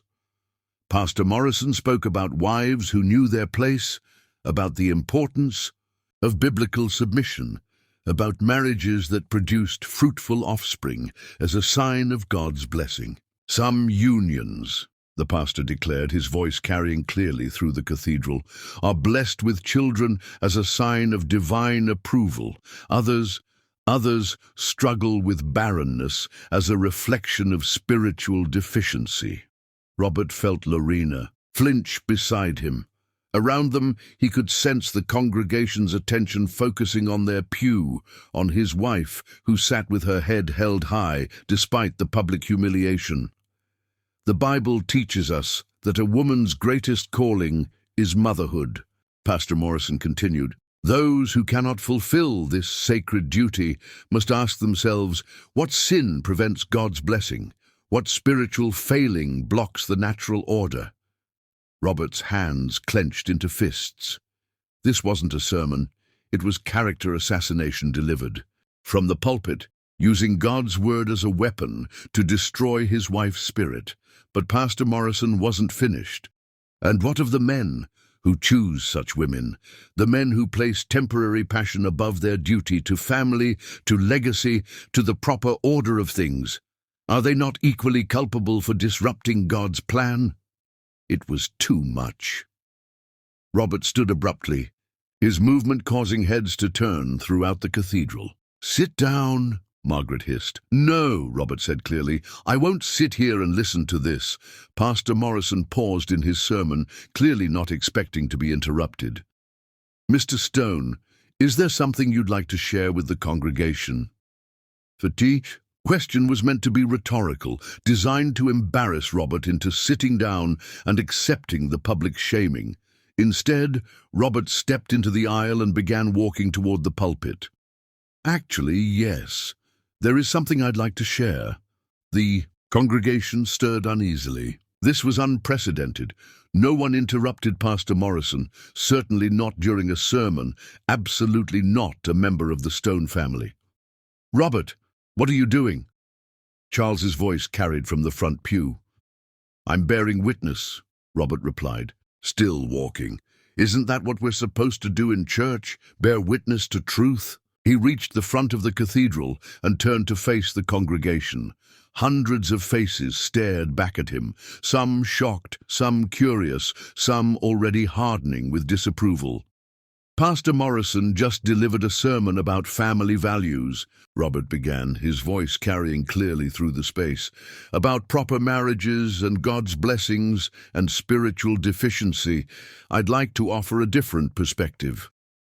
"Sir, this is highly inappropriate," Pastor Morrison began.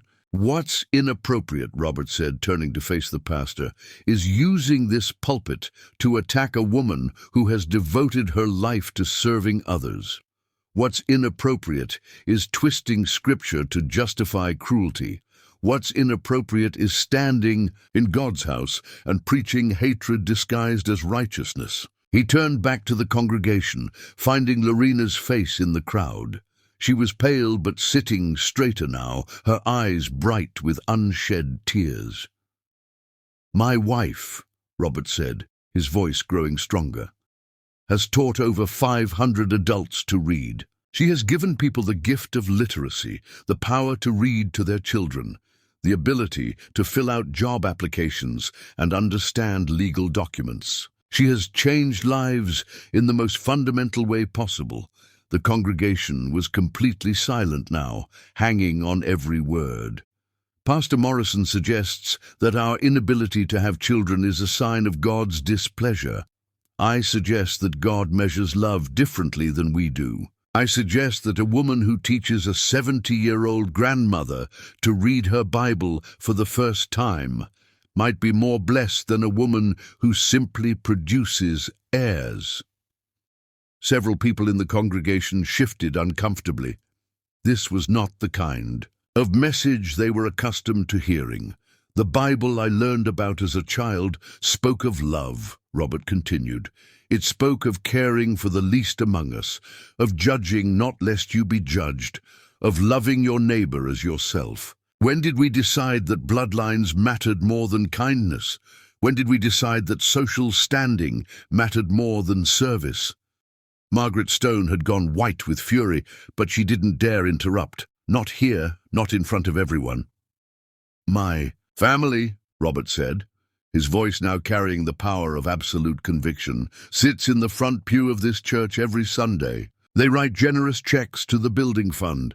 They host charity galas and serve on boards and maintain all the appearances of Christian living. He paused, letting his words sink in. But they have spent 5 years trying to destroy the greatest love I have ever known. They have attacked my wife publicly, privately, and now from this very pulpit. They have used grief as a weapon and turned faith into a tool for cruelty. Pastor Morrison tried to interrupt. Mr. Stone, I must insist. You must insist on nothing, Robert said fiercely. This is God's house, not yours. And God's house is supposed to be a sanctuary for all people, not a battlefield for family politics. He walked back toward Lorena, but stopped halfway down the aisle. I learned something important today, he announced to the silent congregation. I learned that love is my religion. My wife is its holiest scripture. Her kindness is my gospel. Her compassion my creed. And no amount of social pressure or religious manipulation will ever convince me to abandon the most sacred thing in my life. He reached their pew and extended his hand to Lorena. Come on, darling. Let's go home. She took his hand and stood, and together they walked down the aisle of the cathedral where he had been baptized, confirmed, and married. Behind them, the congregation erupted in whispers and exclamations. At the doors of the cathedral, Robert turned back one last time. My family wanted me here today to be reminded of my obligations, he called out, his voice echoing through the space. Mission accomplished.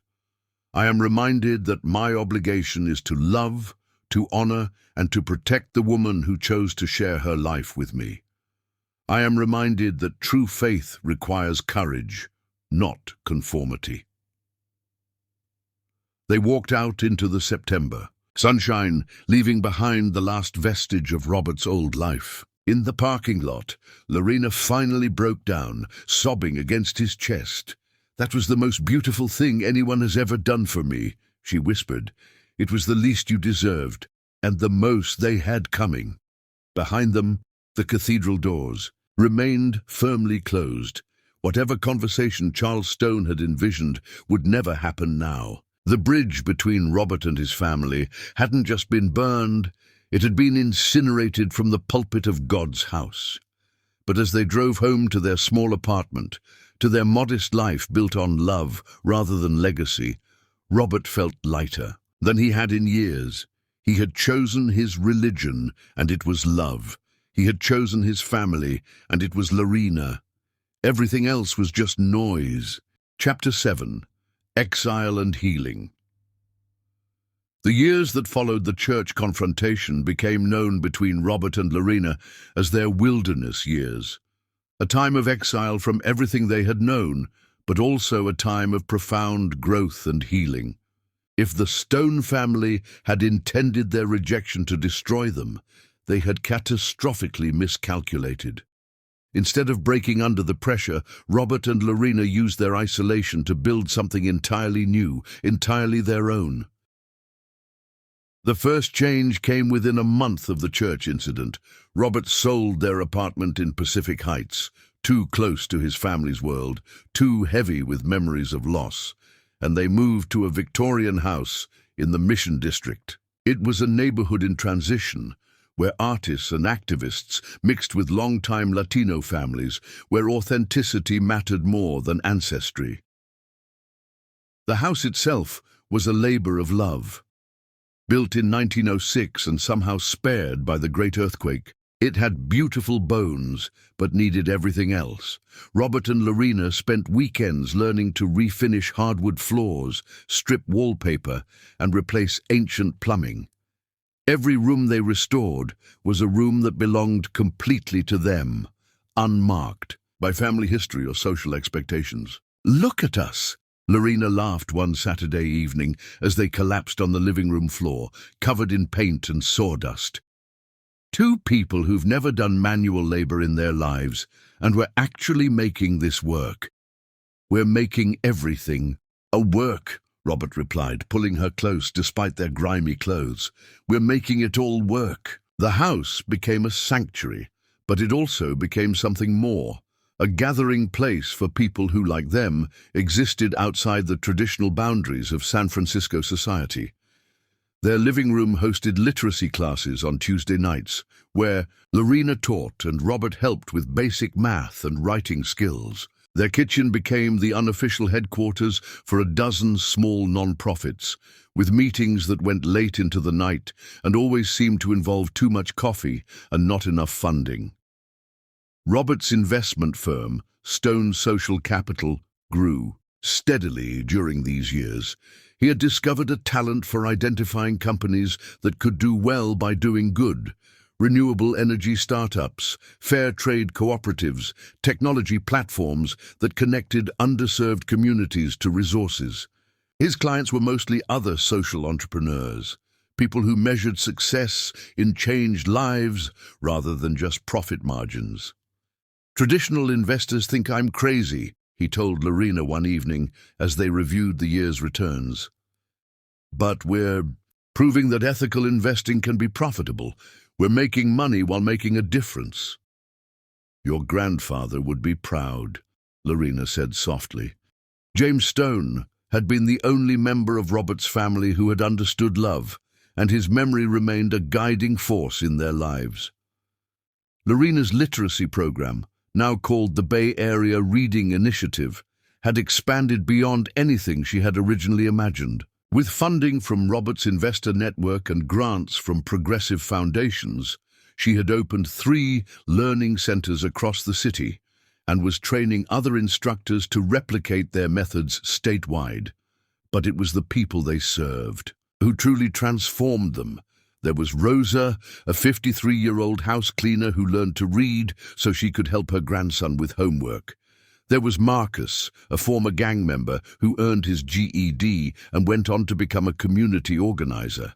There was Lynn, a Chinese immigrant who started with basic English and ended up writing poetry that moved everyone to tears. "Each person we help teaches us something," Lorena explained to a group of potential donors. "Rosa taught me about persistence. Marcus taught me about redemption. Lynn taught me that words have the power to heal wounds we didn't even know existed." The work was deeply fulfilling, but it also served another purpose. It filled the spaces in their hearts that might otherwise have been consumed by grief over their childlessness. They became parents to hundreds of adult students, mentors to young non-profits, guardians of dreams that might otherwise have died in poverty or despair. It was during their 7th year of marriage that they met the 3 children who would change their lives forever. Miguel was 8 when he first appeared at their Tuesday night class, having accompanied his grandmother Rosa, but clearly fascinated by the lessons. He had been born in the United States, but spent his early years in Mexico with relatives, returning to San Francisco with limited English and an unstable living situation. "Can I learn too?" he asked Lorena one evening, his dark eyes serious beyond his years. Of course, sweetheart, learning is for everyone. Within months, Miguel was reading at grade level and helping translate for Spanish-speaking students. But it was his home situation that broke their hearts. Rosa was elderly and struggling to care for him while working multiple jobs. The boy's parents had been deported when he was 6, leaving him with few legal protections and fewer opportunities. Sophia and David came as a package deal, siblings aged 10 and 12 who had aged out of foster care placements and were living in a group home that felt more like a warehouse for unwanted children. They started attending literacy classes, not because they couldn't read, but because the Tuesday night gatherings offered them something their institutional life lacked: warmth, attention, a sense of belonging. "These kids," Robert said one night, "after driving all 3 home to their respective situations, they need more than we can give them in a classroom." "I know," Lorena replied. "I've been thinking the same thing." The conversation that followed lasted weeks. They talked about foster care, about adoption, about the legal and emotional complexities of opening their home to children who had already experienced more trauma than most adults.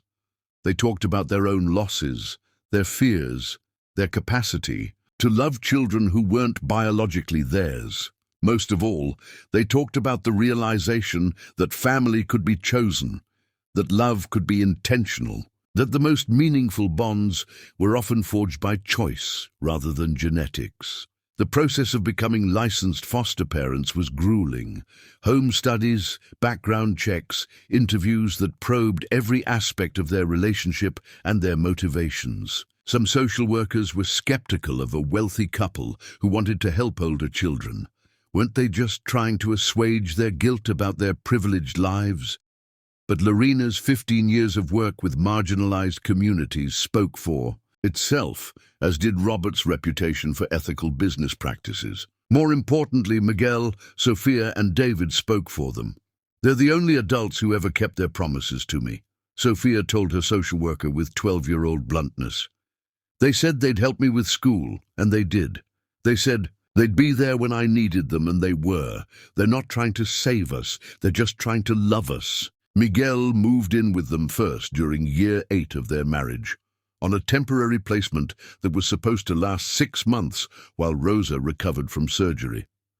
6 months became a year, then permanent guardianship, then formal adoption when he was 10. He thrived in their structured but nurturing environment, excelling in school and developing a passion for both reading and social justice that reminded Robert of Lorena at that age. Sophia and David followed during year 9, their adoption, finalized on a Tuesday in spring, that Robert and Lorena would remember as one of the happiest days of their lives. The judge who presided over the hearing commented that she had rarely seen children so clearly intended for their adoptive family. "You didn't rescue us," David said that evening at their celebratory dinner. "We rescued each other." The house that had once felt too big for 2 people suddenly felt perfectly sized for a family of 5. The spare bedrooms became spaces for homework and sleepovers, and the kind of chaos that comes with teenagers learning to trust love. The kitchen island that had hosted non-profit meetings now served as the command center for school projects and college applications. "Listen to this," Lorena said one evening, reading from Sophia's college essay. "I learned that family isn't about sharing DNA, it's about sharing dreams. My parents taught me that love is a choice you make every day, not an accident of birth." Robert looked around their dinner table, Miguel helping David with calculus, Sophia editing an article for the school newspaper, Lorena grading adult education. Assignments while keeping one eye on everyone else. This was what family looked like. This was what love could build when freed from the constraints of tradition and expectation. But it was their work with struggling couples that truly completed their transformation from victims of family cruelty to healers of family wounds. It started accidentally. A couple from Lorena's literacy program was facing divorce. The stress of financial hardship and educational challenges had created a chasm between them that seemed impossible to bridge. Robert and Lorena found themselves serving as informal counselors, sharing their own story of surviving family opposition and personal loss. "You've been through worse than we have," the husband said during one of their kitchen table conversations. "If you can stay together after all that, maybe we can figure this out too." Word spread, as it does in tight-knit communities. Other couples began asking for advice, then for more formal help. Robert and Lorena found themselves facilitating weekend retreats for couples in crisis, teaching communication skills they had learned through their own trials. "Marriage isn't about avoiding storms," Robert would tell these groups. "It's about learning to dance in the rain together." They developed workshops on financial stress, family conflict, loss of children, infertility struggles. Each program drew from their own experiences, but was grounded in professional resources and expert guidance. Within 5 years, their marriage ministry was serving hundreds of couples annually. "We're not therapists," Lorena always made clear. "We're survivors. We can tell you what helped us, but you have to find your own way through." The work was emotionally demanding, but deeply rewarding. They watched couples on the brink of divorce rediscover their connection. They saw families torn apart by external pressure learn to stand together. They witnessed the transformative power of love that refused to surrender to circumstances. By their 15th wedding anniversary, Robert and Lorena had built something unprecedented, a life that measured success not in social status or financial accumulation, but in relationships. Nurtured, lives changed, love multiplied. Their exile from his family had become the foundation for a different kind of legacy entirely. "Do you ever regret it?" Lorena asked one evening as they sat on their front porch, watching their teenagers play basketball in the street with neighborhood kids. "Everything we gave up to get here." Robert considered the question seriously. They had sacrificed financial security, social standing, family connections. Their house was comfortable but modest. Their cars were reliable but unremarkable. They would never have the wealth or prestige that could have been his inheritance.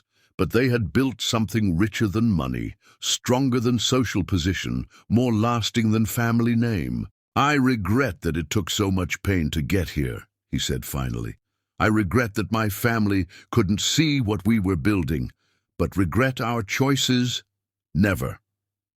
"Good," Lorena smiled, leaning against his shoulder, "because I have an announcement to make." Robert tensed slightly. Announcements in their household could mean anything from college acceptance letters to unexpected pregnancy tests to new rescue dogs. "The MacArthur Foundation called today," she continued. "I've been selected for a fellowship." The MacArthur Genius Grant was the highest honor in Lorena's field, recognition of her innovative approaches to adult education and community building. The financial award would allow her to expand their programs nationally. "I'm so proud of you," Robert said, pulling her close. "You've earned this recognition 1,000 times over." "We've earned it," she corrected. "Everything we've built together." As they sat in the gathering dusk, watching their chosen family and chosen community create the kind of vibrant neighborhood life they had always dreamed of, Robert reflected on the journey that had brought them here. The Stone family had intended to break them through isolation and rejection. Instead, they had forced Robert and Lorena to discover their own strength, their own values, their own definition of what it meant to live a meaningful life. They had found their way out of the wilderness and into something better than the promised land they had lost. They had found their way home. Chapter 8. Second Chances. The call came on a Tuesday morning in October, during their 20th year of marriage. Lorena was reviewing applications for their expanded literacy program when the phone rang, displaying a number she hadn't seen in years but somehow recognized. Mrs. Stone. This is Victoria Stone, William's wife. We met years ago at various family events. I hope you remember me." Lorena's hand tightened on the phone. She remembered Victoria perfectly, the only member of Robert's family who had ever shown her genuine kindness, the woman whose baby shower had ended in such devastating humiliation 15 years earlier. "Of course I remember you, Victoria." "How are you?"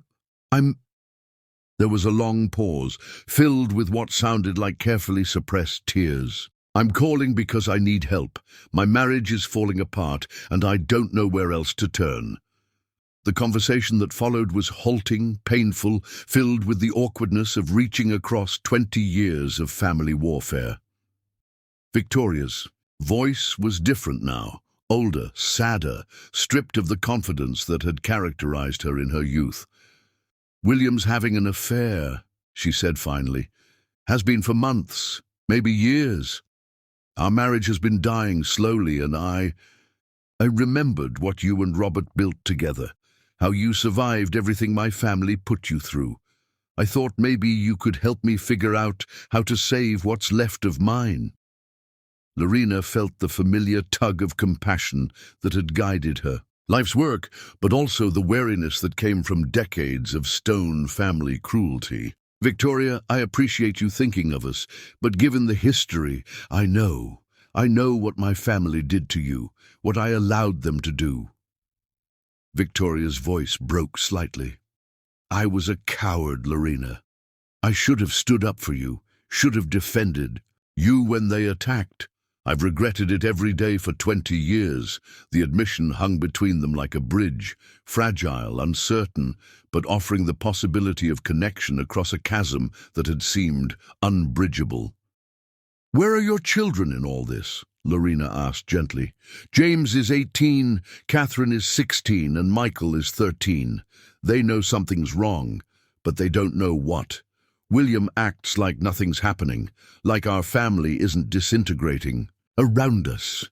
Lorena closed her eyes, thinking of her own children. Miguel, now 28 and working as a teacher in Oakland. Sophia, 26 and in her final year of law school. David, 24 and studying social work. They had all grown up surrounded by love and honesty, even when the truth was difficult. "Have you tried counseling?" "William refuses. He says, therapists are for weak people who can't handle their own problems." Victoria's voice carried the exhaustion of someone who had tried every option except the ones that might actually work. "Victoria, I want to help, but I need to talk to Robert first. And I need you to understand, if we do this, it has to be completely separate from the larger family dynamic. We can't get pulled back into that destructive pattern." "I understand. I'm not asking you to reconcile with the family. I'm asking you to help me save my children from growing up in the same poisonous environment that destroyed so many relationships already." That evening, Lorena shared the conversation with Robert as they prepared dinner in their kitchen. The house was quieter now, with their children grown and living their own lives, but it still felt warm and alive with 20 years of accumulated love.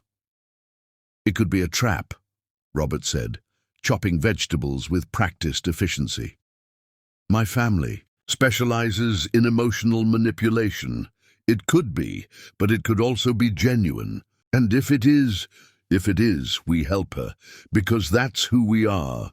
Robert paused in his chopping and looked at his wife.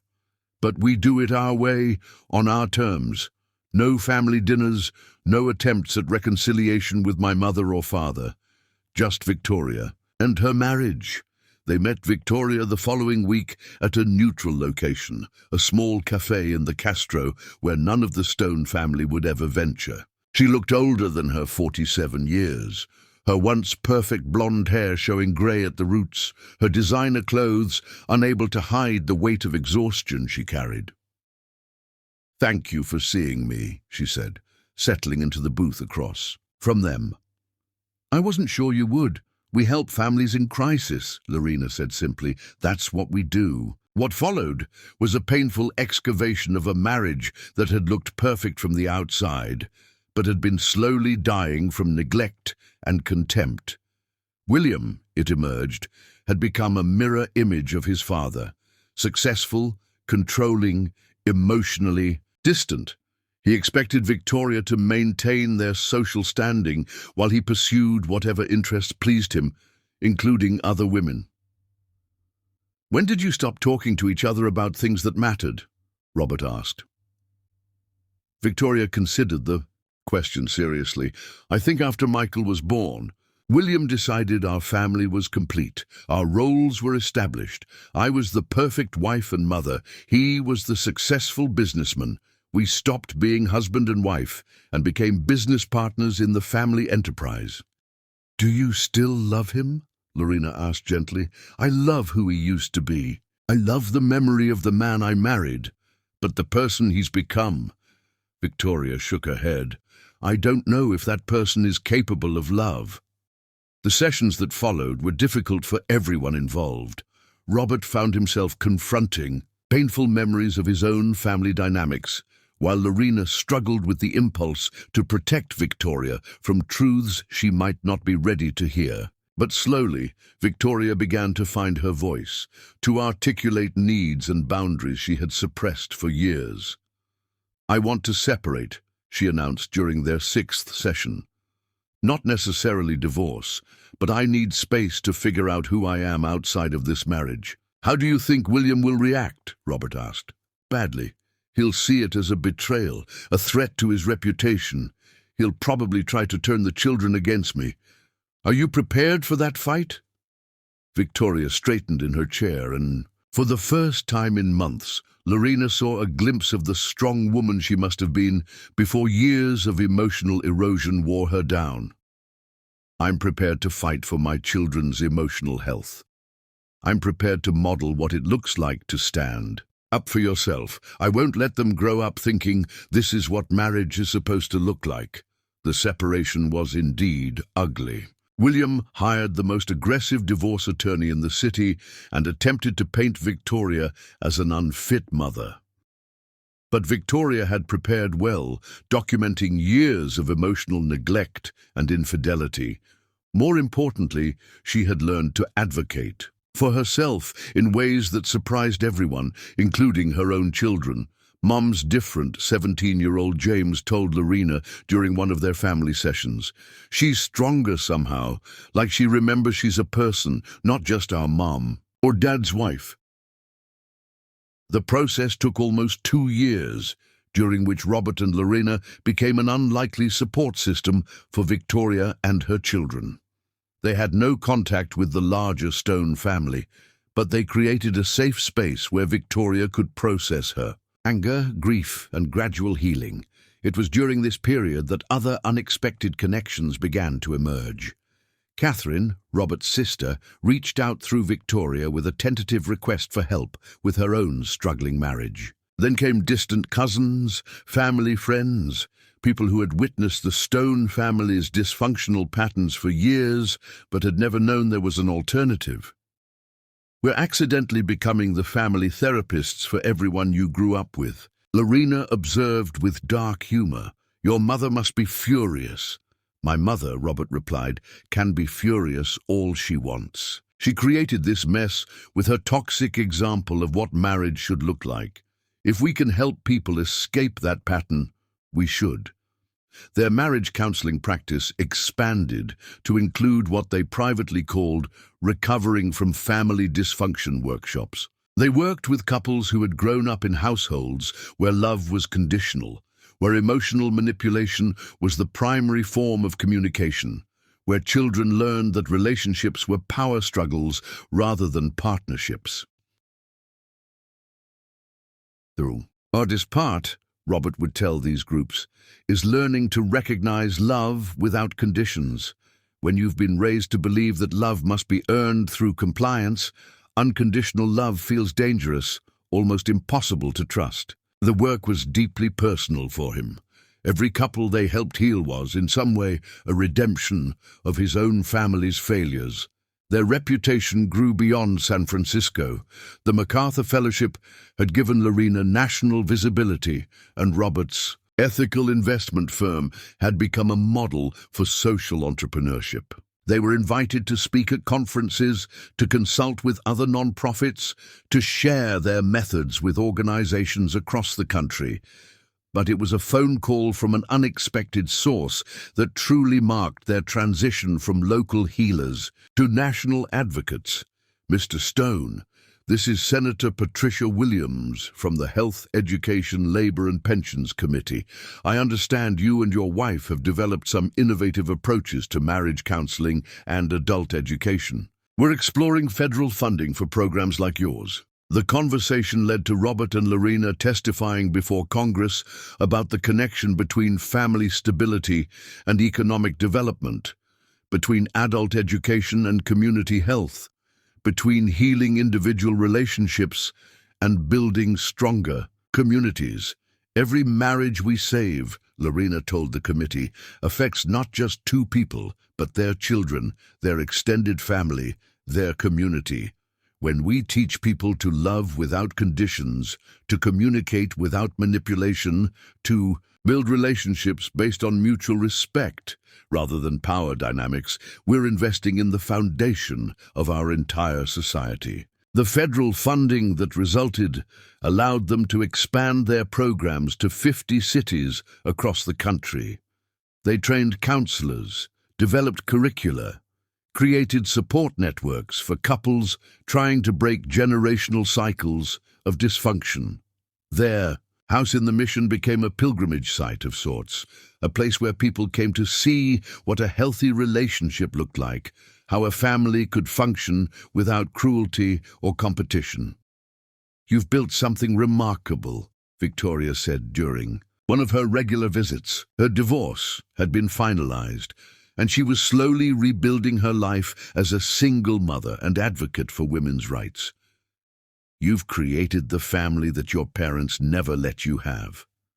"We've created the family we chose to have," Robert corrected, gently. "The family we built through love, rather than obligation." By their 20th wedding anniversary, Robert and Lorena had become nationally recognized experts in relationship healing.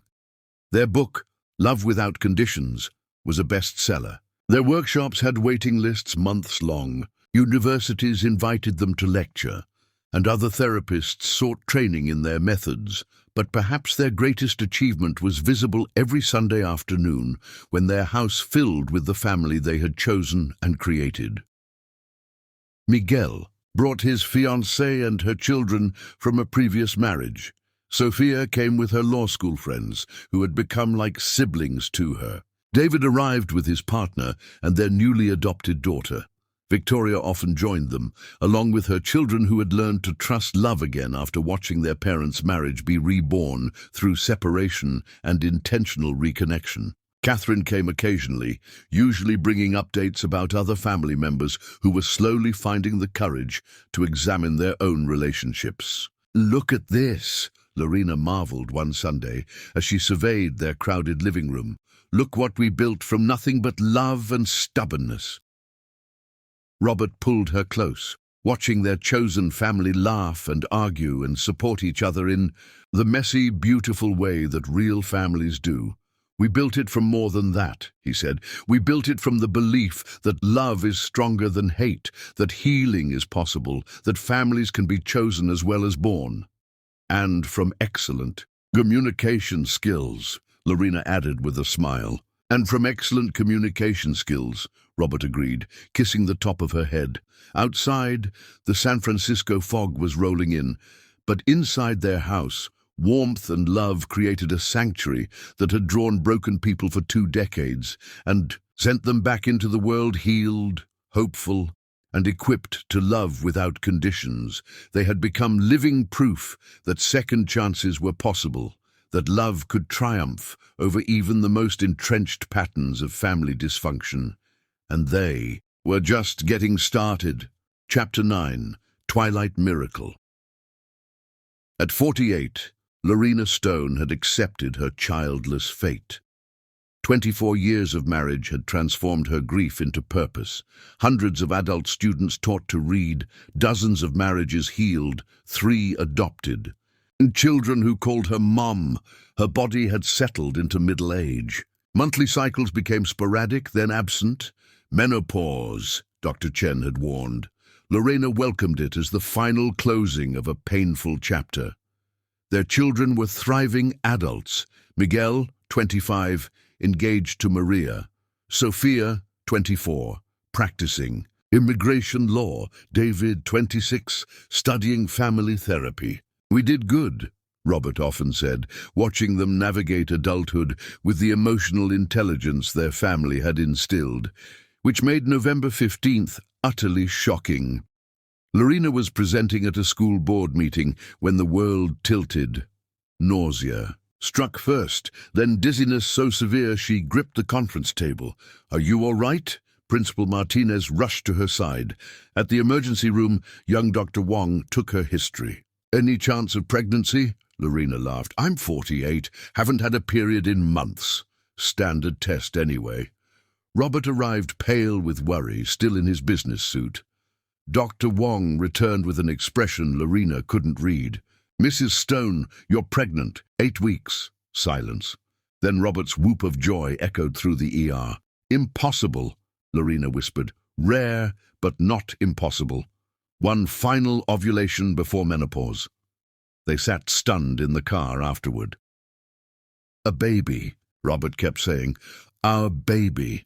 That evening, surrounded by pregnancy books they'd stored away decades ago, reality sank in. "The risks at my age," Lorena began. "We'll face whatever comes," Robert said firmly. "Together." Dr. Chen agreed to manage the high-risk pregnancy. "Surprising, but your health is excellent," she assured them. 2 weeks later came the ultrasound. Dr. Chen moved the wand slowly across Lorena's abdomen, frowning at the screen. "Is something wrong?" Lorena's heart raced. "Wrong?" "No." Dr. Chen smiled broadly. "You're having twins." Robert laughed. Pure hysteria and joy combined. Twins. Twin. Boys. Both developing perfectly. Lorena stared at the screen where 2 tiny forms flickered with strong heartbeats. After 24 years of empty arms, she carried not 1 miracle, but 2. "Boys," Robert whispered wonderingly. "We're having sons." That night they called their children. Each reacted with identical shock. "Mom, are you sure about this?" Sophia asked gently. "The risks. These boys chose us," Lorena replied. "After all these years, they chose us." "You'll be incredible parents," David said, crying. Again.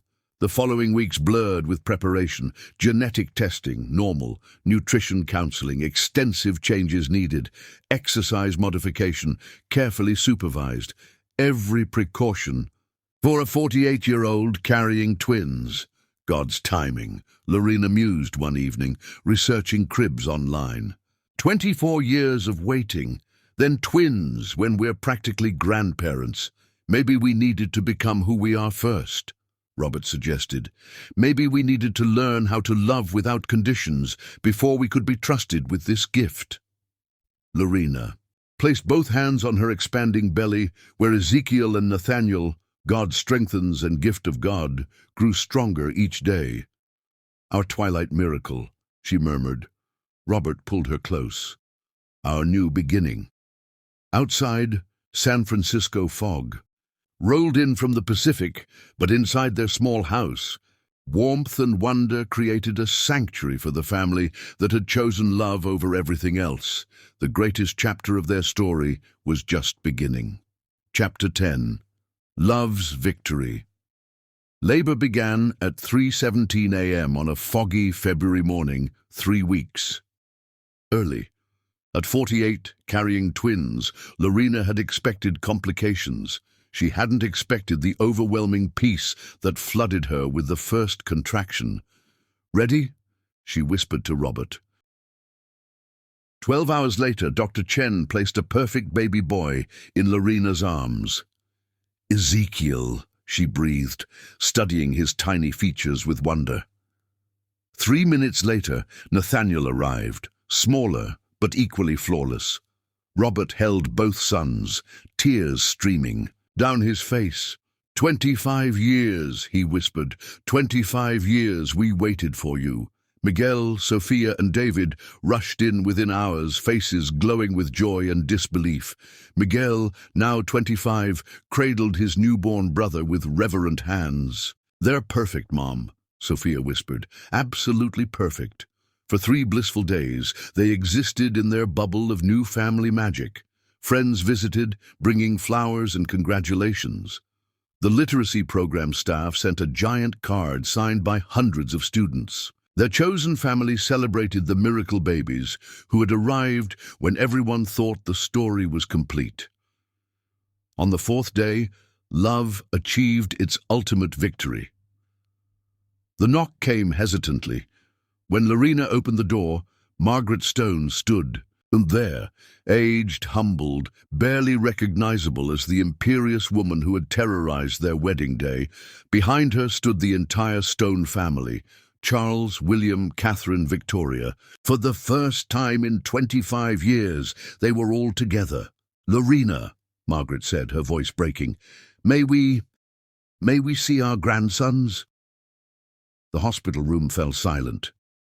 Robert appeared at Lorena's shoulder, his protective instincts flaring. But Lorena saw something in Margaret's eyes she'd never seen before. Genuine remorse. "Why now?" Robert asked, his voice carefully controlled. Margaret's composure cracked completely. "Because we were wrong. About everything. About you. About Lorena. About what love really means." Tears streamed down her wrinkled face. "I've spent 25 years in hell, knowing I chose pride over my son's happiness." William stepped forward, no longer the arrogant golden child. "My marriage nearly failed 2 years ago. It was Lorena's counseling program that saved us. The woman we rejected became our salvation. I've watched you both from afar," Catherine added softly. "Watched you build something beautiful while we nursed our bitterness. You've helped hundreds of families while we couldn't even heal our own." Charles, the proud patriarch who had once disinherited his son, spoke last. "You became the man I always hoped you'd be, Robert. And Lorena." His voice broke. "You became the daughter I was too blind and stubborn to see." Lorena looked at each face, seeing genuine anguish where once there had been only cruelty. Years of counseling broken families had taught her to recognize authentic remorse. "I forgive you," she said simply. "All of you." Margaret collapsed into sobs. May I hold him? My grandson?" Robert nodded slowly. Lorena carefully placed Ezekiel in his grandmother's trembling arms. Margaret Stone, who had once declared that Lorena's womb would reject life, held her grandson and wept with 25 years of suppressed love. "He's beautiful," she whispered. "They both are. Lorena, I'm so deeply, profoundly sorry for the pain I caused you." "You took our past," Robert said quietly, "but you couldn't destroy our future." The reconciliation wasn't immediate magic. Too much damage had been done for instant healing, but it was the beginning of something unprecedented, genuine accountability, authentic change, and the slow rebuilding of relationships on foundations of mutual respect. Over the following months, Margaret attended family therapy sessions. The Stone family fortune was redirected toward literacy programs and marriage counseling initiatives. Charles established an endowment ensuring their work would continue for generations. Most powerfully, every Sunday afternoon their house filled with extended family spanning 3 generations. Miguel and Maria played with baby cousins, while Sophia taught her grandmother about immigration law. Catherine learned to change diapers with the patience she'd never shown as a young mother. Robert and Lorena, now in their 50s, moved through their home with the quiet satisfaction of people who had fought for love and won. Ezekiel and Nathaniel grew surrounded by siblings who adored them, grandparents who treasured them, and parents who understood these boys represented love's ultimate triumph over hatred. "Look what we built," Lorena said one evening, watching. "3 generations create the kind of joy that transforms everyone it touches." "We built forever," Robert replied, pulling her close. "We built love that was stronger than everything they threw at us." 25 years after a society wedding nearly destroyed by family cruelty, Robert and Lorena Stone stood victorious. Not because they had defeated their enemies, but because they had transformed them. Not because they had avoided suffering, but because they had chosen to let their pain create compassion rather than bitterness. Love had won. Love always wins. In the laughter of their twin sons, in the healing of their broken family, and in the hundreds of couples who had learned from their example how to build relationships that could weather any storm. Their victory would echo through generations.